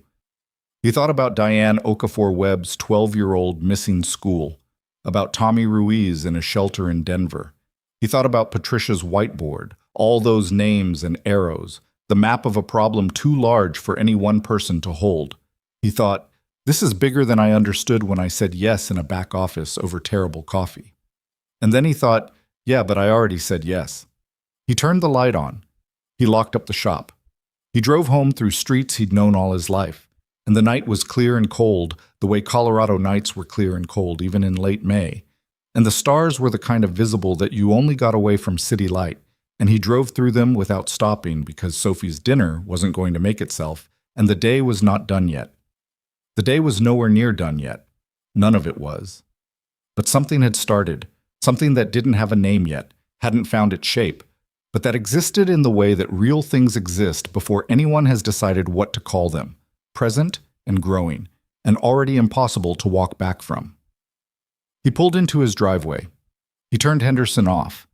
He sat for exactly 15 seconds in the quiet. Then he went inside. The meeting with Carl Dempsey happened on a Tuesday, which was the only day that week his warehouse shift ended early enough for a reasonable meeting time. Lorraine Taft arranged it at her organization's office in Pueblo. Neutral ground, her territory, a place where the dynamic wasn't weighted toward anyone in particular. Mason drove. Evelyn sat in the passenger seat of Henderson and didn't say much for the first hour, which he'd come to recognize as her version of preparation. Not silence as absence, but silence as internal work, the kind that needed the outward quiet to happen properly. He didn't interrupt it. He put on a Marvin Gaye album at low volume and drove south on 25 and let the miles go. About 40 minutes out from Pueblo, she said, "What if he resents me?" It wasn't quite a question. It had the shape of one, but the weight of something she'd been sitting with for days. "Then he resents you," Mason said. She looked at him. "I mean that genuinely," he said. "If he does, that's real, and it makes sense, and you can't fix it by hoping it isn't there. The only thing you can do is show up and find out." She turned back to the road. "I know." A pause. "I've been thinking about what it looked like from the outside. When I made it out. The people who knew me, who went through the same things I went through, when they found out, eventually, that I'd built all of this, I don't know what that felt like for them. Whether it was," she searched for it, "inspiring, or whether it felt like proof that the difference between us was something about me rather than something about circumstances." "What do you think it was?" "Both, probably, and neither is entirely true." She was quiet for a moment. "I worked very hard. I also got lucky in ways I can document specifically. A teacher, alone, a market that was moving in the right direction at exactly the right time. If one of those things had been different..." She stopped. "I don't think I'm exceptional. I think I was in the right place enough times." "Most people who've made it don't say that." "Most people who've made it need it to be about them," she said. Not bitterly, just as fact. "Otherwise, the people who didn't make it become evidence of a problem with the world, rather than a problem with themselves. That's uncomfortable." Mason didn't say anything to that because it didn't need a response. He drove through the outskirts of Pueblo, which was a city that had been through considerable economic difficulty over the years, and wore it in the particular way that post-industrial cities did. Patches of recovery alongside patches of abandonment. A downtown that had tried several revitalization efforts with mixed results. neighborhoods that ranged from held together to holding on. Lorraine Taft's office was in a low brick building on a side street that had once been a commercial strip and was now a mixture of social services organizations and a couple of stubborn small businesses that hadn't moved. The office was clean and organized with the specific efficiency of organizations that operated on not enough money and had learned to make every square foot count. Lorraine herself was a tall woman in her mid-60s, silver-haired, with the kind of posture that came from years of standing in rooms where she needed to be taken seriously. She shook Mason's hand and Evelyn's hand and did not perform any particular warmth but was not cold, just straightforward in the manner of someone who had decided a long time ago that efficiency of communication was a form of respect. "He's here," she said. "He came early. He's in the conference room." "Is he—" Evelyn began. "Nervous," Lorraine said. "Yes, he asked for water and then didn't drink it. He's been sitting in there for 20 minutes. She looked at Evelyn directly. "He doesn't know it's you yet. He knows it's someone from Cedarwood who wanted to reconnect. That's all he agreed to." A pause. "How you handle the first 30 seconds is going to set the tone for everything that follows. I've been doing this long enough to know that much." Evelyn nodded once. "I'll come with you to the door," Lorraine said. "After that, it's you." Mason stayed in the front area with a cup of bad coffee. The coffee at every organization that did this kind of work was bad. He had developed a theory that bad coffee was load-bearing in the nonprofit sector, and waited. He could see the hallway that led to the conference room. He watched Lorraine walk Evelyn to the door, watched Evelyn's shoulders carry the same tension they'd carried on Gloria's front porch, watched the door open. Lorraine came back and stood near the reception desk and looked at her phone without commenting on any of it. Mason appreciated that. 20 minutes passed, then 30. The door stayed closed. At 43 minutes, Mason's phone buzzed. A text from an unknown number that turned out, when he opened it, to be from Evelyn. He hadn't had her number. She must have sent it from memory. The text said, "We're going to be a while. Don't wait if you need to go." He texted back, "I'm not going anywhere." No response. He put his phone down and finished his bad coffee. It was an hour and 17 minutes total before the conference room door opened. Evelyn came out first. She walked to the end of the hallway before she turned, and Mason could see from that distance that she'd been crying. Not recently, not in the last 5 minutes, but recently enough that it was visible in the set of her face, the residue of something that had moved through her. She wasn't trying to hide it, which was different from everything he'd seen from her before. Carl Dempsey came out behind her. He was a large man, heavier than the warehouse work might have suggested, with a face that had the look of someone who'd spent a lot of years outdoors or in physical labor, weathered, lined in ways that told a story without being specific about it. He walked with a slight hitch in his left hip. He was wearing clean clothes that were a little too large for him, the way clothes were sometimes when people had lost weight recently without updating their wardrobe. He looked at Evelyn's back and then at Mason and then back at Evelyn. "That's the guy?" he said. His voice was lower than Mason expected, careful. "That's Mason," Evelyn said. "He's the one who found the folder." Carl looked at Mason with an expression that was hard to read, something that involved assessment and something that might have been gratitude but was hedged around carefully, like a thing left partially in its packaging because you weren't sure yet whether you were going to keep it. "Huh," Carl said finally. It wasn't much, but it was genuine. Mason raised his coffee cup slightly in acknowledgement. They all stood in Lorraine's hallway for a moment with the particular awkwardness of people who have been brought together by something significant and haven't yet found the grammar for what comes next. "I have to be back for my shift at 4, Carl said. He said it to Evelyn, not as an exit, but as information, a way of marking that he existed in a life outside of this room, that he had a schedule, that he was a person with places to be. "I know," Evelyn said. "I know, Carl." He nodded slowly. He shook Mason's hand, a strong grip, the grip of someone who worked with his hands, and then walked back down the hallway toward the front of the building. At the door, he stopped. "The thing with the made-up headlines," he said, still facing the door. "I still do that sometimes. Make them up in my head when things get bad." A pause. "It still works." He pushed through the door and was gone. Evelyn stood in the hallway and looked at the space where he'd been. "He told me something," she said quietly. Not to Mason specifically, more to the air of the hallway. "He told me that the reason he called Lorraine back the next day, after he didn't respond for a day. He said he almost didn't. He said he'd been told things would get better so many times by so many people and institutions and programs that he'd stopped being able to hear it as anything other than noise." She paused. "He said the only reason he called back was because Lorraine said it was someone from Cedarwood, because that was the last time anyone had known him when things were still going to be possible, before everything contracted into what it became." Her voice didn't break, but it came close. "He said he wanted to see if that person was real." "Is he going to let you help him?" Mason asked. "He doesn't know yet." She finally turned. Her eyes were dry now, composure reassembled, but she wasn't pretending the last hour and 17 minutes hadn't happened. "He said he'd think about it. He said he didn't want money directly." She paused. "He said the only thing he actually needed, the one thing he'd been unable to solve, was stable housing, not a handout. A situation where he could afford a decent apartment on what he earns, because the rooming house is killing him in ways he can't exactly articulate, but that have to do with dignity more than comfort." She looked at the floor, then back up.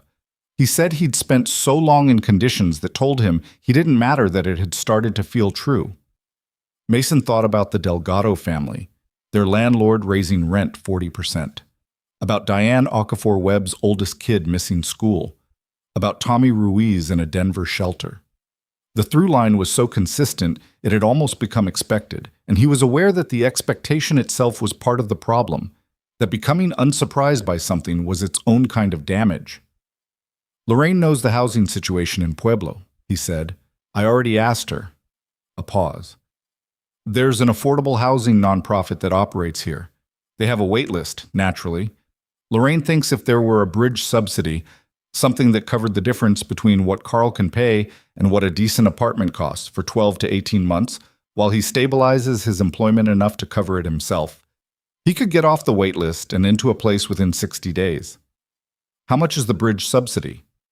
"About $800 a month. For 18 months.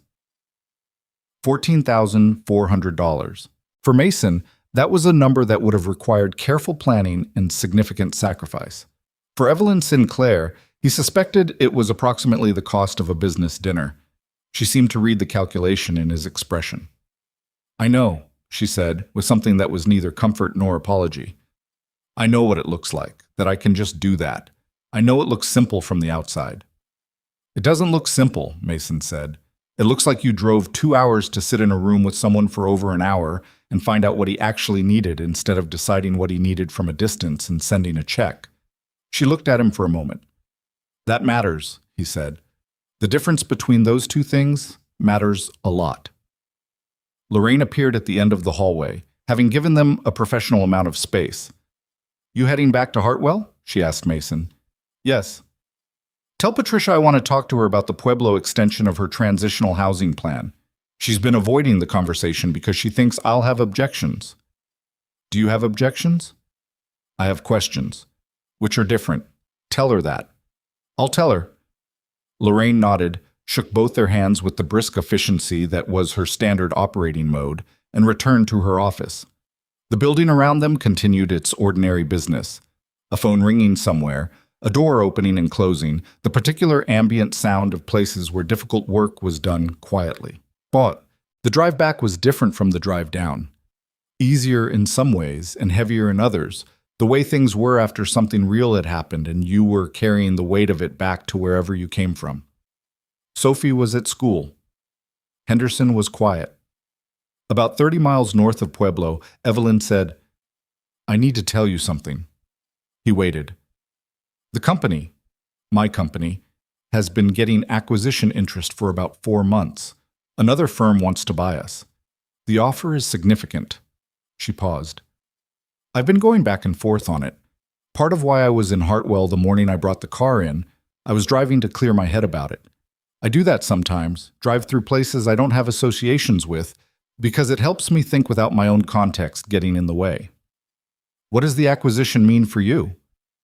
It means I stop being responsible for day-to-day operations. I retain a position on the board, which is mostly advisory. I get a substantial amount of money. Another pause. It also means I have time, actual time, which I haven't had consistently since I was 25. She looked at the road.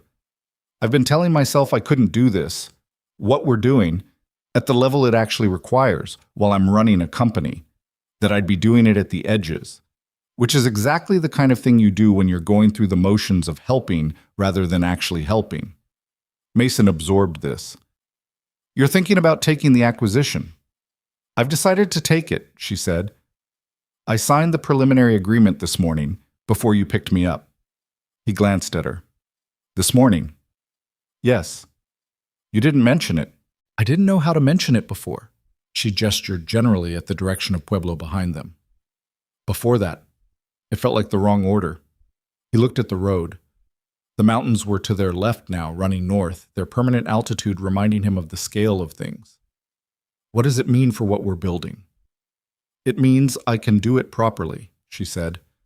Not from a car on the way to a board meeting, not from a distance, wiring money into programs and reading reports. I can actually be present in it. She paused. I'm planning to relocate. Temporarily at first. I'll keep the house in Denver, but I want to be here, in Hartwell, or close enough to hear that it's not a 2-hour drive every time something needs my actual attention. The information arrived in Mason's awareness and arranged itself alongside everything else he'd been holding. It changed the shape of things, not in a way he could quickly categorize as good or bad or something else, but in a way that required him to update his understanding of what this was. Hartwell has a limited real estate market, he said finally. I noticed. I've already talked to a realtor. She said it without embarrassment. There's a house available on Elm Street, 3 blocks from the farmer's market. It has a yard and it needs work, and the kitchen is completely outdated. I know that house, the Whitfield place. They've been trying to sell it for 2 years because they want too much for it. They're not asking too much anymore, she said. We reached an agreement yesterday. He processed this. When did you decide all of this? The folder, she said simply. The folder decided it. I've just been doing the paperwork since. A pause. Does that make sense? Yeah, he said. It does. Are you... She stopped herself. What? I was going to ask if you were okay with it. With me being here. She said it straightforwardly, without performing the vulnerability of the question, but without hiding it either. Because you didn't sign up for any of this, and I'm aware that I've been drawing you into something that started as returning lost property and has become considerably more involved. Mason drove for a moment without answering, because it was a question worth taking seriously. He thought about Patricia and her whiteboard. He thought about Carl Dempsey saying it still works. He thought about Sophie asking if the big thing he was working on would help kids and then going back to her book, satisfied with maybe, trusting him to figure out the rest. I'm okay with it, he said. She looked at him. I'm not okay with everything, he clarified. I'm a person with a shop to run and a 7-year-old who needs dinner and a limited number of hours in a day. There's going to be friction. There are going to be weeks when I can't give this what it needs. There are going to be arguments about priorities that I won't always win and that you won't always win either. He paused. Patricia is going to continue to be difficult. Patricia is going to continue to be right, Evelyn said. That too. He glanced at her briefly. But, yeah, I'm okay with it. She faced forward again. Something in her shoulders released in a way that was barely visible, but was there. 3 weeks after the meeting with Carl Dempsey, 2 things happened on the same day, which was the kind of timing that didn't mean anything, but felt like it did. The first was that Diane Okafor-Webb accepted Evelyn's offer to connect her with the family support services Patricia had assembled. Specifically a childcare network that could reliably cover the gap between school end and Diane's evening shift, which was the single concrete thing that had been preventing her from holding steady employment for 2 years. Patricia had been building that network for 18 months with a combination of local volunteers and a small stipend fund, and it was finally operational, and Diane was its 3rd official participant. Mason heard about it from Patricia, who called him at the shop on a Wednesday afternoon and told him with characteristic brevity, "The Okafor-Webb family is in the system. Kids are covered starting Monday. Good, he said. Don't celebrate yet. The hard part is keeping it stable for long enough that it changes anything. She paused. But it's a start. Is it always this complicated? No, Patricia said. Sometimes it's more complicated. And hung up. The second thing that happened that day was Sophie's school called. Not about an emergency. The school nurse, who knew Mason well enough by now to lead with that reassurance, said immediately, "She's fine. This isn't an emergency." And then explained that Sophie had organized, without telling any adult, a collection drive in her second grade class for the food pantry associated with the resource center. She'd apparently been talking about food insecurity at a level that her teacher found somewhat remarkable for a 7-year-old, had made a sign using her own art supplies that said, "Bring food. Families need it," in large, uneven letters, and had collected 11 cans of food, a box of pasta, 2 boxes of cereal, and 1 very old can of something unidentifiable that a classmate had found in the back of their parents' pantry. "We just wanted to make sure you knew," the nurse said. "Ms. Harwick is—" a slight pause that suggested the teacher's reaction was complex. "Impressed, I think is the word. Is Sophie in trouble?" "Not exactly. She maybe could have asked permission first." "Yeah," Mason said. "That's pretty consistent with how she operates." He picked her up that afternoon, and she got into the truck with the expression of someone who was prepared to defend her choices. "Ms. Harwick said I should have asked first," she said immediately. "You should have." "But if I'd asked first, she might have said no." "Maybe. And then the food pantry wouldn't have the food." She buckled her seatbelt with the precision she applied to things when she was making a point. So, Mason agreed. "Don't do it again without asking, but also—" He glanced in the rearview mirror at her. "That was a good thing you did." She looked like she was trying not to look pleased about this. She mostly failed. "I told Cora's mom about it, and she's going to bring more cans next week," she said. "Did you clear that with Ms. Harwick?" Sophie was quiet for a moment. "I'm going to," she said. He took her to the resource center on Friday after school, partly because she'd been asking to see where the food went, and partly because he had a meeting with Patricia anyway. Sophie walked through the space with her hands clasped behind her back, in a way that reminded him, unexpectedly, of a tiny building inspector asking questions of every volunteer she encountered, and Patricia, who did not perform warmth for anyone, ended up in a 10-minute conversation with Sophie about how food pantry logistics worked, explaining the intake system and the distribution schedule with the same directness she used with everyone, not simplifying for a 7-year-old, and Sophie listening with her complete attention. On the way out, Sophie said to Patricia, "My dad and Evelyn are trying to help people get houses." "I know," Patricia said. I'm helping." Sophie considered this. "Is it hard?" "Constantly," Patricia said. "Why do you keep doing it?" Patricia looked at her with the expression of someone encountering a question they've asked themselves many times. "Because someone has to," she said, "and because the people it helps are worth the difficult parts." Sophie nodded slowly, processing this. "Okay," she said, with the air of someone who had received a satisfactory answer. Tommy Ruiz was the hardest.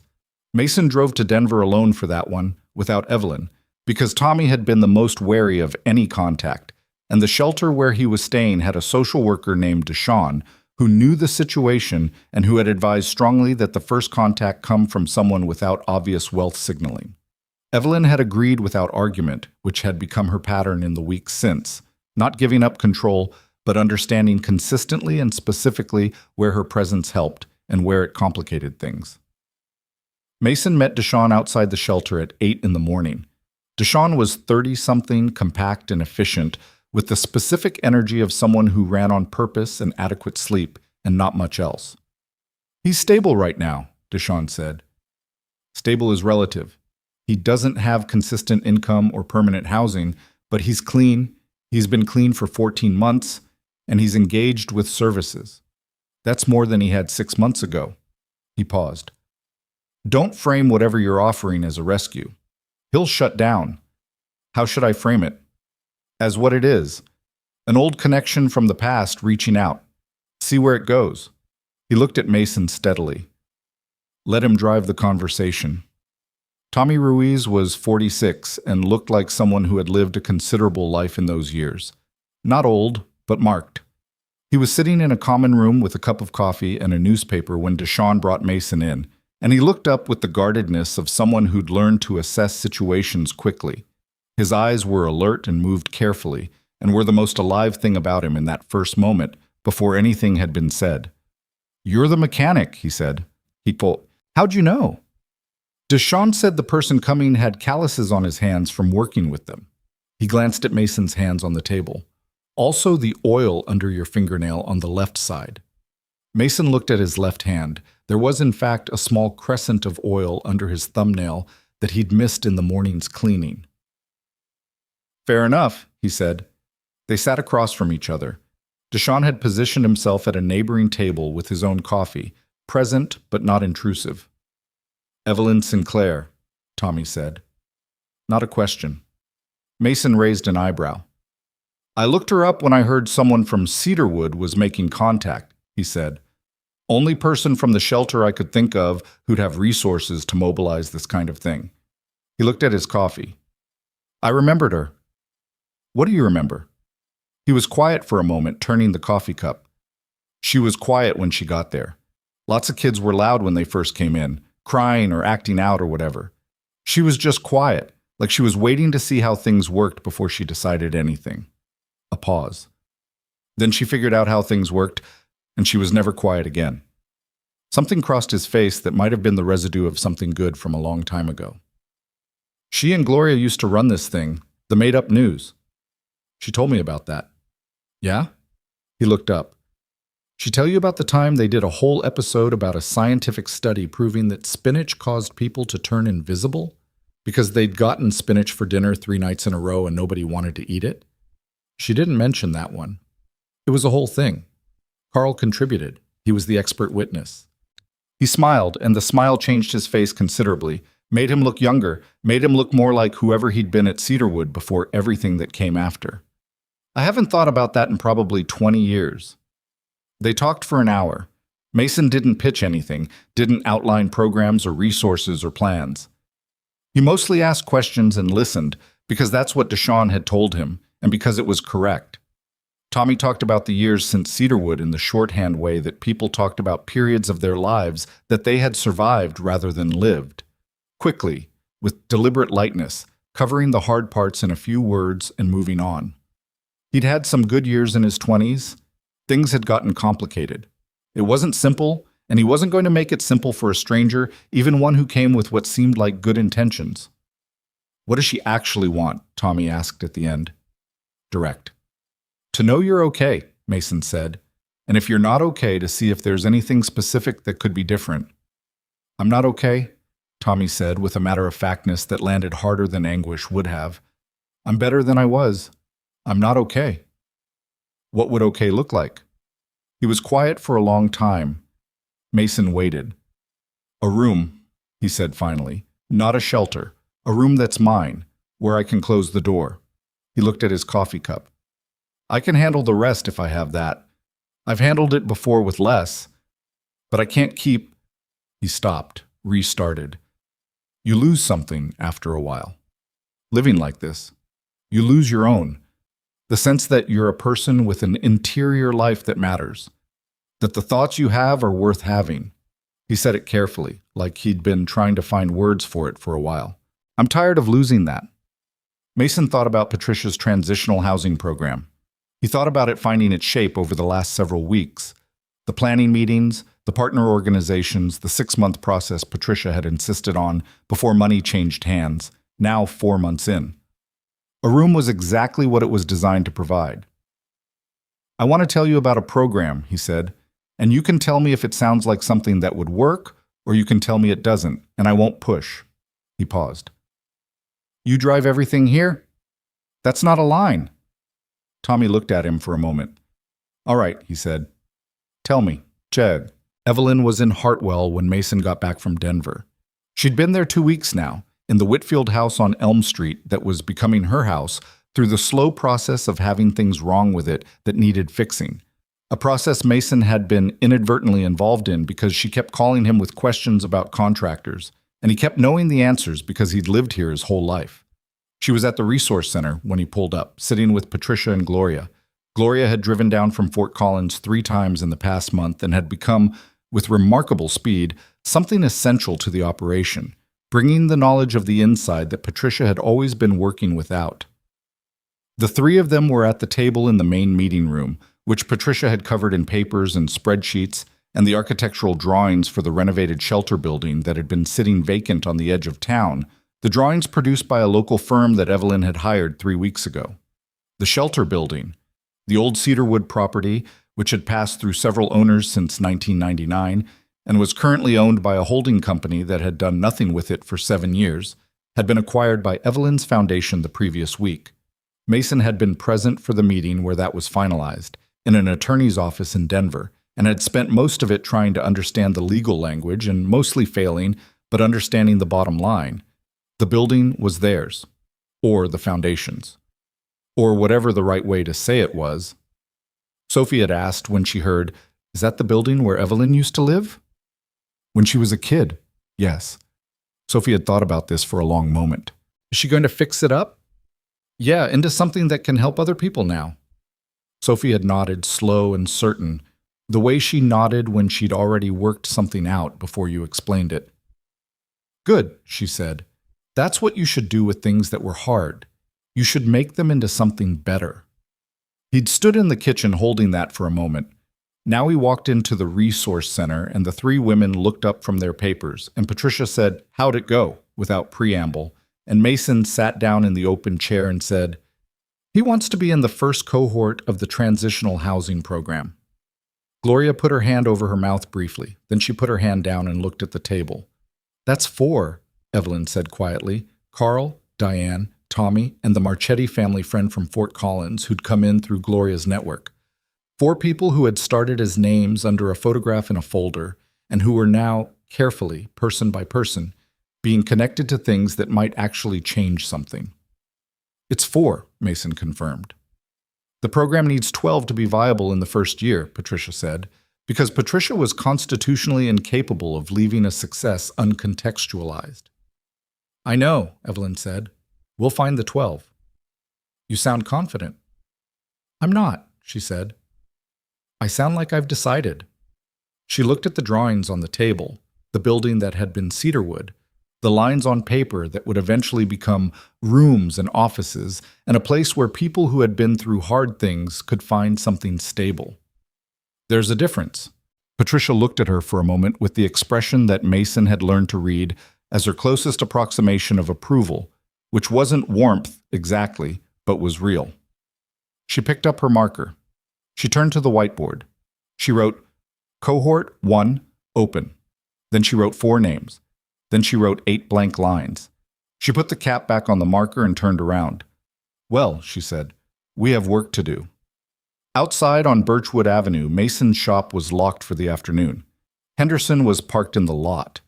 The Colorado evening was building itself out of clear air and long light, and somewhere on Elm Street, 3 blocks from the farmer's market, a house that had been empty for 2 years was slowly becoming something that a person lived in. Sophie was at his mother's.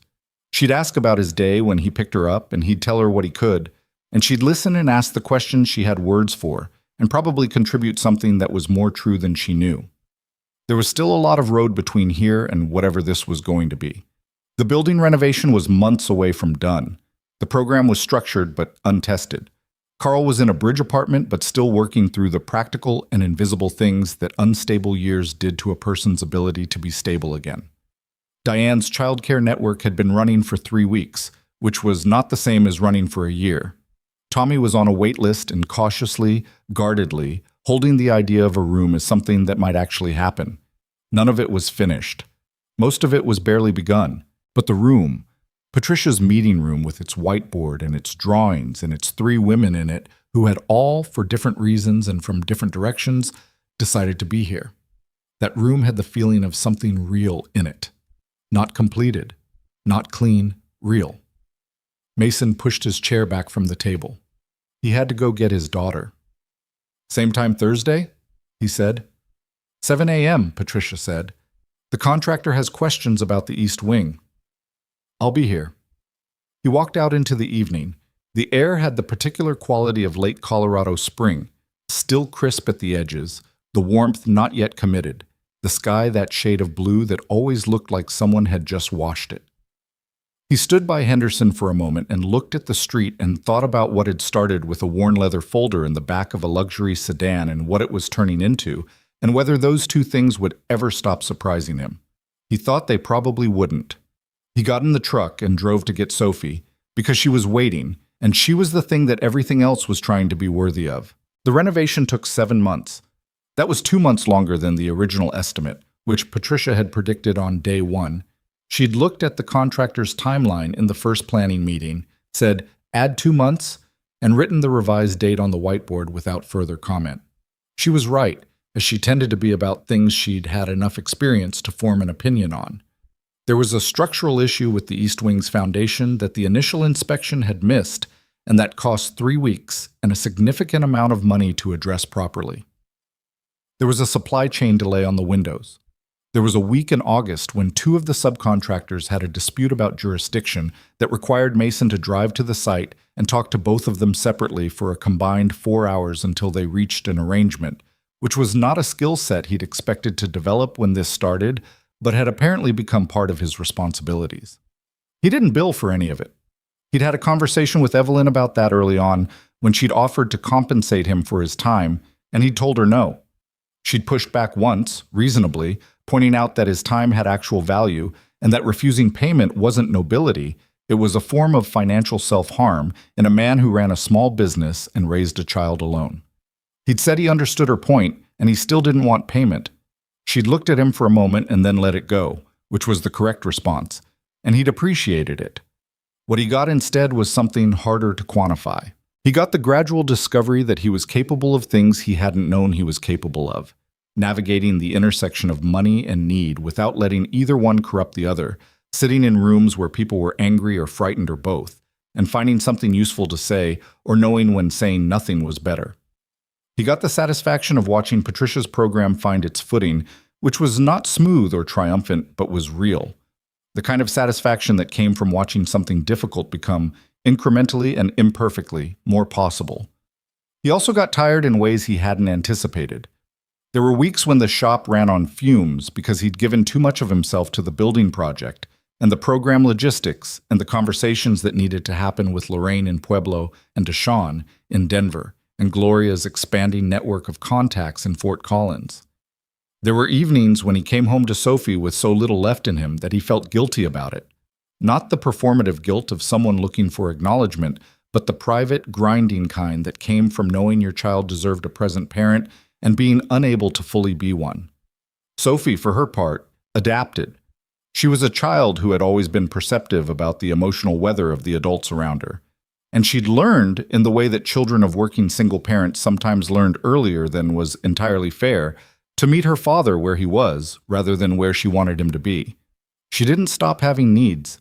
She still needed dinner and homework supervision and books read aloud and someone to take the bird dreams seriously. But she learned to gauge what kind of evening it was within about 3 minutes of Mason getting home, and on the low evenings she'd sometimes just come sit near him without demanding anything, which was the most loving thing he could imagine, and also the thing that made him feel the worst about himself, because a 7-year-old shouldn't have to manage her parents' capacity. He talked to Evelyn about it one evening in October, standing in the shell of what would eventually be the East Wing classroom, the air smelling of sawdust and new drywall, the overhead lights, temporary work lamps that threw everything into a slightly harsh relief. He hadn't planned to. It came out of a longer conversation about the program logistics, a natural seam in the talk where the professional part had ended and the space was there. "She takes care of me sometimes," he said. "Sophie. When I don't have much left. She takes care of me and she's 7, and I don't know what to do with that." Evelyn was quiet for a moment. She was standing near the window opening, which didn't have its window yet, looking out at the empty lot that would eventually be landscaped into something that children could play in. "She's learning that the people she loves have limits," she said. "That's not damage. That's just true. She shouldn't have to manage my limits. She's not managing them. She's acknowledging them." She turned. "There's a difference. Managing would be pretending the limits aren't there. What she's doing is, She sees you, and she loves what she sees, including the tired parts. That's not a burden she's carrying. That's just love. A pause. The fact that it feels like a burden to you says something about you, not about her. He stood with that for a while, in the dust and the temporary light. "When did you get good at this?" he said. Not sarcastically, genuinely. "I've been thinking about it for a long time," she said. "What love looks like when it's not performing itself. I didn't have a lot of examples growing up." She looked at the window opening again. "I'm still figuring it out." He thought about what she'd said for weeks afterward. He thought about it in the context of Sophie and what it meant to let someone love the tired version of you without making that love into something to feel guilty about. He thought about it in other contexts too, which he didn't examine too directly, because he was a person who had learned to be careful about what he looked at head-on when he wasn't ready for what he might see. The program's first cohort officially opened in November, 2 months after the building itself was functional enough to operate in. The formal community center opening, the ribbon, the speeches, the invited guests, came later. What Patricia cared about, what she'd been working toward through the foundation planning and the governance meetings and the arguments about operational structure that she'd had with Evelyn over a period of months, was getting people in. The 12 beds in the transitional housing wing filled over the course of 3 weeks. Tommy Ruiz was the third resident to move in, on a gray Thursday morning in mid-November. Deshaun drove him from Denver. Mason was there because he'd made a point of being there for the move-ins that mattered, and this one mattered. Tommy didn't bring much. A duffel bag, a small box. Deshaun helped carry the box, which turned out to contain mostly books, which Mason hadn't expected but which made complete sense when he thought about it, because Tommy was someone who'd spent years in crowded shelter spaces where privacy was noise and the only interior life available was in your own head, and books were a way of being somewhere else without leaving. The room was small. It was clean. It had a window that looked out at the parking lot, which was not a view anyone would call beautiful, but which was a real window in a real room with a door that locked from the inside. Tommy set his duffel on the bed and stood in the middle of the room for a moment. Deshaun had stepped back into the hallway, giving him the space, which was the right call. Mason stood near the door. "It's quiet," Tommy said. "Yeah. The shelter in Denver, there's never quiet. Even at 3 a.m, there's always something. Someone moving, someone dreaming loud, the building making sounds." He stood in the middle of his room and was still. "I forgot what quiet sounded like." Mason didn't say anything. "Tell her," Tommy started. He stopped. Started again. "Tell Evelyn." He stopped again, and then something happened in his face that was not dramatic but was irreversible, a settling, like a thing that had been held tense for a very long time and had finally been given permission to release. "Tell her I remember the made-up news," he said. "Tell her I said that." "I'll tell her," Mason said. He did. That evening, in a text message, because Evelyn was in Denver that day for some final acquisition paperwork, and he wanted her to have it before the day was over. She read it and didn't respond for several minutes, and then she sent back 3 words. "I'll call him." She did. Tommy told Mason about it later, mentioned it without ceremony in the way he'd started mentioning things. Carefully, as if still checking whether it was safe to put them in the open air. He said she'd called, they'd talked for about 40 minutes, and that at the end she'd done a made-up headline for him. Scientists prove that parking lot views are actually a form of luxury the rest of the world is too proud to admit. He'd said it was the worst one he'd ever heard. She'd said she was out of practice. He'd said he'd give her time to work on it. Carl Dempsey stabilized his housing in Pueblo through Lorraine's network, not through the Hartwell program directly, but through a local affordable housing arrangement that the bridge subsidy had made possible for the 18 months he needed. At month 9, he'd been promoted at the warehouse to a shift supervisor position that came with a modest pay increase, enough to cover his rent without assistance. He called Mason to tell him, called the shop actually during business hours, in the middle of Mason's afternoon. The conversation lasted 6 minutes, most of which was Carl explaining the logistics of the promotion, some of which was a pause in which neither of them said anything, but that had a specific quality to it. At the end, Carl said, I'm going to call Evelyn myself. A pause. I've been working up to it. She'd like that. Yeah, well, another pause. Tell her I remembered about the spinach thing. She'll know what that means. Mason told her. She laughed. The real laugh, the one that lasted more than 2 seconds and didn't get contained, and said she was going to call him that night. Diane Okafor-Webb's situation was the most complicated and the most ongoing, because Diane's situation had more moving parts and more history and more ways for things to go sideways. The child care network held. Her older child, the 12-year-old whose name was Marcus, started attending school consistently in October after a caseworker at the resource center worked with the school counselor to address the combination of attendance issues and social difficulties that had compounded into something almost too tangled to undo. Almost. Patricia's word. Almost is the useful word, she'd told Mason when he'd asked how Marcus was doing. Almost means it can still go either way, and we're working to make it go the right way. By December, Marcus was attending school every day. He joined the school's robotics club, of all things, which the counselor had suggested as a way of channeling what was turning out to be a very specific type of intelligence that had been going unoccupied. Diane cried when she told Gloria about the robotics club. Gloria told Evelyn. Evelyn told Patricia. Patricia said good and returned to her spreadsheet, but she smiled while she said it. Mason saw the smile.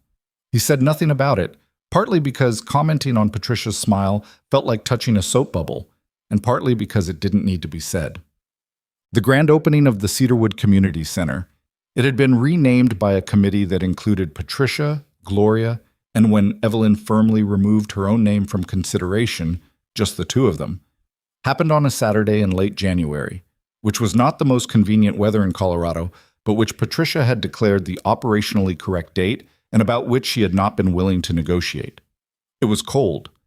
The parking lot had a thin skin of ice that the center's new maintenance person, a young man named Kevin who'd been hired through a workforce development program, had salted thoroughly at 6 in the morning.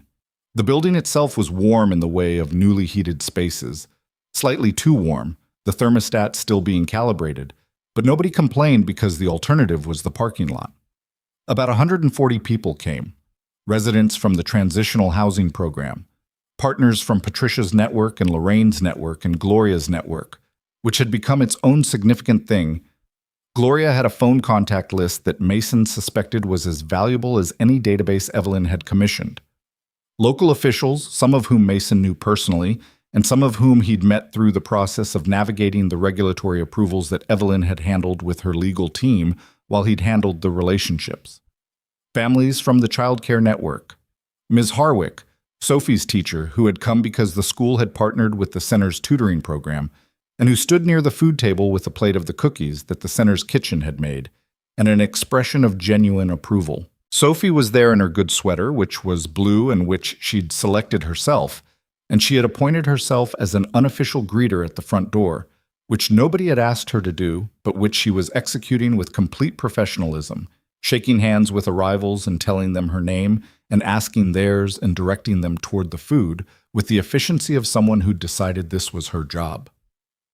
Evelyn found Mason near the back wall of the main hall about an hour into the event. She had a cup of coffee and looked like she'd slept, which was notable because there had been weeks recently where she clearly hadn't. The house on Elm Street was no longer empty feeling. He knew this because he'd been inside it several times for various reasons. Contractor questions and program planning sessions, and once just because she'd offered dinner after a long meeting and he'd said yes. There were things on the walls now. Not many, but some. A photograph of the original Cedarwood building, the one from the folder. A print she'd bought at the Hartwell Farmers Market from a local artist. Nothing expensive, just something she'd liked. A shelf with books that were arranged the way books were arranged when someone actually read them, rather than curating them. The house looked like someone lived in it. She'd done what she'd said she couldn't for a long time do. She'd let a place become hers. "Carl's here," she said when she reached Mason. "He drove up from Pueblo." Mason looked across the room. Carl was standing near the window on the east side, large and slightly uncomfortable the way he was at anything that felt like an event, holding a plate of cookies he wasn't eating, looking at the room with an expression that was taking a long time to process what it was seeing. "Does he know Tommy's here?" Mason asked. They saw each other about 10 minutes ago. She paused. I watched from across the room. I didn't want to intrude. What happened? They shook hands for a long time. They didn't say anything. She was quiet for a moment. I don't know what you say. To someone you grew up alongside in a place like that, after 30-something years. I don't know what language fits. Maybe there isn't one, Mason said. Maybe not. She looked at the room. But they stayed next to each other. That's something. Patricia appeared at Mason's elbow, which was always slightly startling because Patricia moved with very little noise. The city council rep wants to say something, she said, with the tone of someone managing a minor operational challenge. That's fine, Evelyn said. Let him. He's going to use the phrase community partnership at least 4 times. I know. Evelyn looked at her steadily. Let him say it. Patricia gave her the look that meant I have noted your response and found it professionally acceptable and moved back into the room. Evelyn watched her go. She told me something last week, Evelyn said, when we were going over the program metrics for month 1. What? She said. Evelyn paused, and there was something in the pause that suggested she was deciding how to carry the weight of what she was about to say. She said that in 12 years of doing this work, she'd seen a lot of people with money come in wanting to help, and that the failure mode was almost always the same. The money ran out, or the interest ran out, or the person couldn't handle the pace of real change, which is much slower than people expect, and they moved on. She said she'd been waiting for that to happen here. She looked at the room.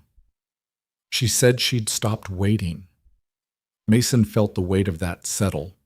He knew what it had cost Patricia to say it, not because it was untrue, but because saying it was a form of trust she'd been withholding deliberately, and withholding was safer, and she knew it. What did you say to her? I said I hadn't stopped thinking about Renata. A pause. The girl from the shelter who died, the one who shared her dinner with me. She held her coffee cup. I told Patricia that I'd spent a long time building things, and that I was good at building things, but that I'd been building them in the wrong direction, away from where I came from, away from the people who knew me before I was anything, and that it had taken a folder falling out of a car seat to make me turn around.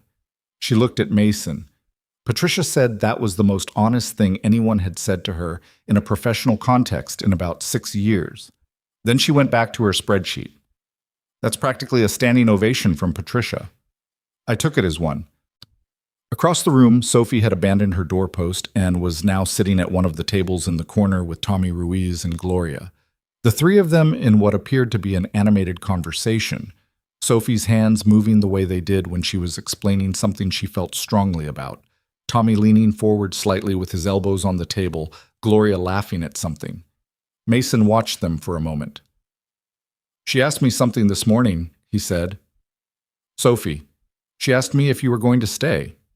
He felt Evelyn become still beside him. She didn't ask it like a problem, he said. She asked it the way she asks about whether a thing is permanent or temporary, categorizing the world. He paused. I told her I thought you were staying. You were right, Evelyn said. He nodded. The room went on around them, the conversations overlapping, the table with the food getting progressively more depleted, the city council rep beginning his remarks in the front of the room, Kevin, the maintenance person, wheeling a recycling bin through the side door, someone's small child running in a circle near the window for no reason anyone could identify, which was just what small children did in rooms full of people and energy and warmth. The city council rep said community partnership 6 times. Patricia, standing against the side wall, did not visibly react. But Mason caught her eye once, and the look she gave him had something dry and human in it that made him quietly lose his composure for exactly 3 seconds before he got it back. Evelyn spoke last. She hadn't wanted to speak at all. She'd told Patricia that, and Patricia had told her that she was speaking whether she wanted to or not, that the alternative was to have the program exist without a clear articulation of what it was trying to do and who it was trying to do it for, and that clarity of purpose was the difference between programs that lasted and programs that faded. Evelyn had accepted this, as she'd learned to accept the things Patricia insisted on, which were almost always right even when they were uncomfortable. She stood at the front of the room without notes. She looked like herself, not the billionaire in the blazer from the morning she'd walked into Carter's auto, and not the person who'd cried in a parking lot or sat in a conference room in Pueblo for over an hour. Something closer to who she was when she was in Patricia's meeting room, or sitting in Mason's back office with bad coffee, or standing at a window in a half-finished building talking about what love looked like when it wasn't performing itself. "I grew up in a building a lot like this one," she said. "The original cedarwood shelter which stood where this building now stands." She looked at the room. "Some of the people in this room right now grew up there with me. Some of them I've found again after 30 years, and some of them I'm still looking for." A pause. "I'm not going to tell you it was a good place to grow up, because it wasn't always. I'm not going to tell you the people in it were noble in their suffering, because they weren't. They were just people, the way all people are just people, trying to get through things that were harder than they should have been." She stopped, took a breath that was barely audible. "What I'm going to tell you is that the people in that building taught me things I've spent 30 years trying to remember. That a flashlight aimed at a ceiling can fill a whole room with light. That the right made-up story, told at the right moment, can make something bearable that wasn't bearable before." She looked at the room. "That the people who share hard things with you don't stop mattering because you've moved on." The room was quiet in the way that rooms were quiet when something real was being said, and everyone present could feel it. "This place is not a solution," she continued. "I want to be honest about that. It's a room. A set of rooms, and rooms don't fix everything. They fix some things, for some people, for some period of time, and then those people go back out into a world that still has all the same problems in it, and that is genuinely hard. I'm not standing up here to tell you otherwise." A pause. "What I can tell you is that a room where you can close the door and hear quiet matters more than people who've never needed one understand. What I can tell you is that a person who says, 'I see you and I haven't forgotten you,' that matters, in ways that outlast the saying of it." She paused again. "I forgot that for a long time. A folder reminded me."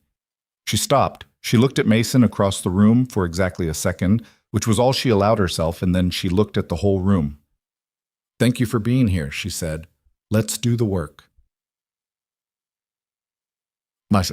Afterward, when the event had gone on long enough that the food was mostly gone, and a few people had started filtering out, and the children who'd been running circles were now running slower circles, Mason found himself outside the building for a few minutes, in the cold parking lot, because the inside had gotten warm enough that the outside felt like a correction. He stood in the January air and looked at the building, the Cedarwood Community Center. The sign above the door was the same proportions as the sign in the photograph from the folder, which he didn't think had been intentional, but which he'd noticed immediately when it went up, and which he suspected Evelyn had noticed too, though neither of them had said anything about it. The door opened behind him. Sophie came out in her good sweater, which was not warm enough for January in Colorado, and she stood next to him and looked at the building with him. "Tommy told me a joke," she said. "Yeah?" "Scientists discover that parking lots are actually beaches that got confused." She considered this. "I think that's Evelyn's joke originally. Tommy said she told it to him." "Probably." "It's not very good." "No." She leaned against his side, which she still did sometimes in the way she'd done when she was smaller, not for warmth, but for the contact, for the being alongside-ness of it. He put his arm around her shoulders. "Dad?" she said. "Yeah." "Is this it? Is this the thing that was maybe going to be big?" He looked at the building, the warm light through the windows, the sign above the door. 7 months of construction and 4 months of planning before that, and a conversation in his back office over terrible coffee before that, and a worn leather folder falling open in a Mercedes before that, the elastic band giving out on a Tuesday afternoon when he'd been reaching for a wire. "Yeah," he said. "I think this is it." She nodded slowly, satisfied. "It's good," she said. "You did a good job." "We all did." "I know," she said. "But you too." He didn't say anything. He stood in the January cold with his daughter pressed against his side and looked at the thing they'd built, which was imperfect in every way that things built by imperfect people were imperfect. The East Wing Foundation had cost 3 extra weeks. The governance structure had required 6 months of argument. The program had 12 residents instead of the 20. Patricia had wanted, and the 8 that funding had initially threatened to limit them to, which was somewhere in the middle and was therefore real. Tommy had a room and was learning to be in it without waiting for it to be taken away, which was its own kind of work, harder and slower than the finding of the room. Carl had a promotion and called Evelyn occasionally and was still figuring out, at 53, what stability felt like when it was actually stable and not just the brief pause before the next disruption. Diane's older child had joined a robotics club and was still 12 years old in a world that was still difficult for 12-year-olds, which meant there was still everything to do. Gloria drove down from Fort Collins twice a month and had become as essential to the operation as anyone, which nobody had planned, but which had turned out to be one of the truest things. That the person most useful to a program designed to address the aftermath of the system was someone who'd lived inside the system, who understood from the inside what the outside couldn't see. None of it was finished. Probably none of it would ever be finished in the way that satisfying endings required things to be finished. But it was real, and it was running, and tomorrow Patricia would be at her standing desk and the whiteboard would have new names on it, and the 12 beds in the transitional housing wing would have 12 people sleeping in their quiet rooms, and Kevin would salt the parking lot, and Marcus would go to school, and in Pueblo Carl would go to his job that was his, and in Denver Tommy would be in his room with his books and the parking lot view that he'd started calling his window onto the beach. The door opened again. Evelyn came out, coat on now, and stood on Mason's other side and looked at the building with them. "Patricia wants us back in," she said. "She has notes." Patricia always has notes. Yes. A pause. "The city council rep wants to discuss a partnership on a second location." "Tell her." "I just did. She wrote it on the whiteboard." A pause. "She wrote it before he finished his sentence." Mason looked at the building one more time. He thought about the folder in the glove compartment, not the leather one, which was in a protective case in Evelyn's house on Elm Street, but the folder of things he now carried around that he hadn't been carrying before. The knowledge that his town had more need in it than he'd seen clearly. The understanding that the difference between helping and actually helping was the distance between a check and a conversation. The certainty, solidified over months of watching Patricia work, that real change moved slowly and required people willing to be in it for longer than it felt good to be in it for. He thought about the things you couldn't plan for. A car breaking down, a folder falling open, a 7-year-old asking if something was going to be big. He thought about what Sophie had said. That's what you should do with things that were hard. You should make them into something better. She was 8 now. She'd had a birthday in November, a small party at the house with 5 friends, and a cake she'd picked out herself that was supposed to look like a planet, but that the bakery had interpreted somewhat freely. She'd gotten older the way children got older. All at once, in a way that snuck up on you, so that you looked at her one morning and she was somehow more fully herself than she'd been the day before. He didn't know what she was going to become. He knew she was going to become something that mattered, because she already mattered in a way that was so obvious it almost embarrassed him to notice.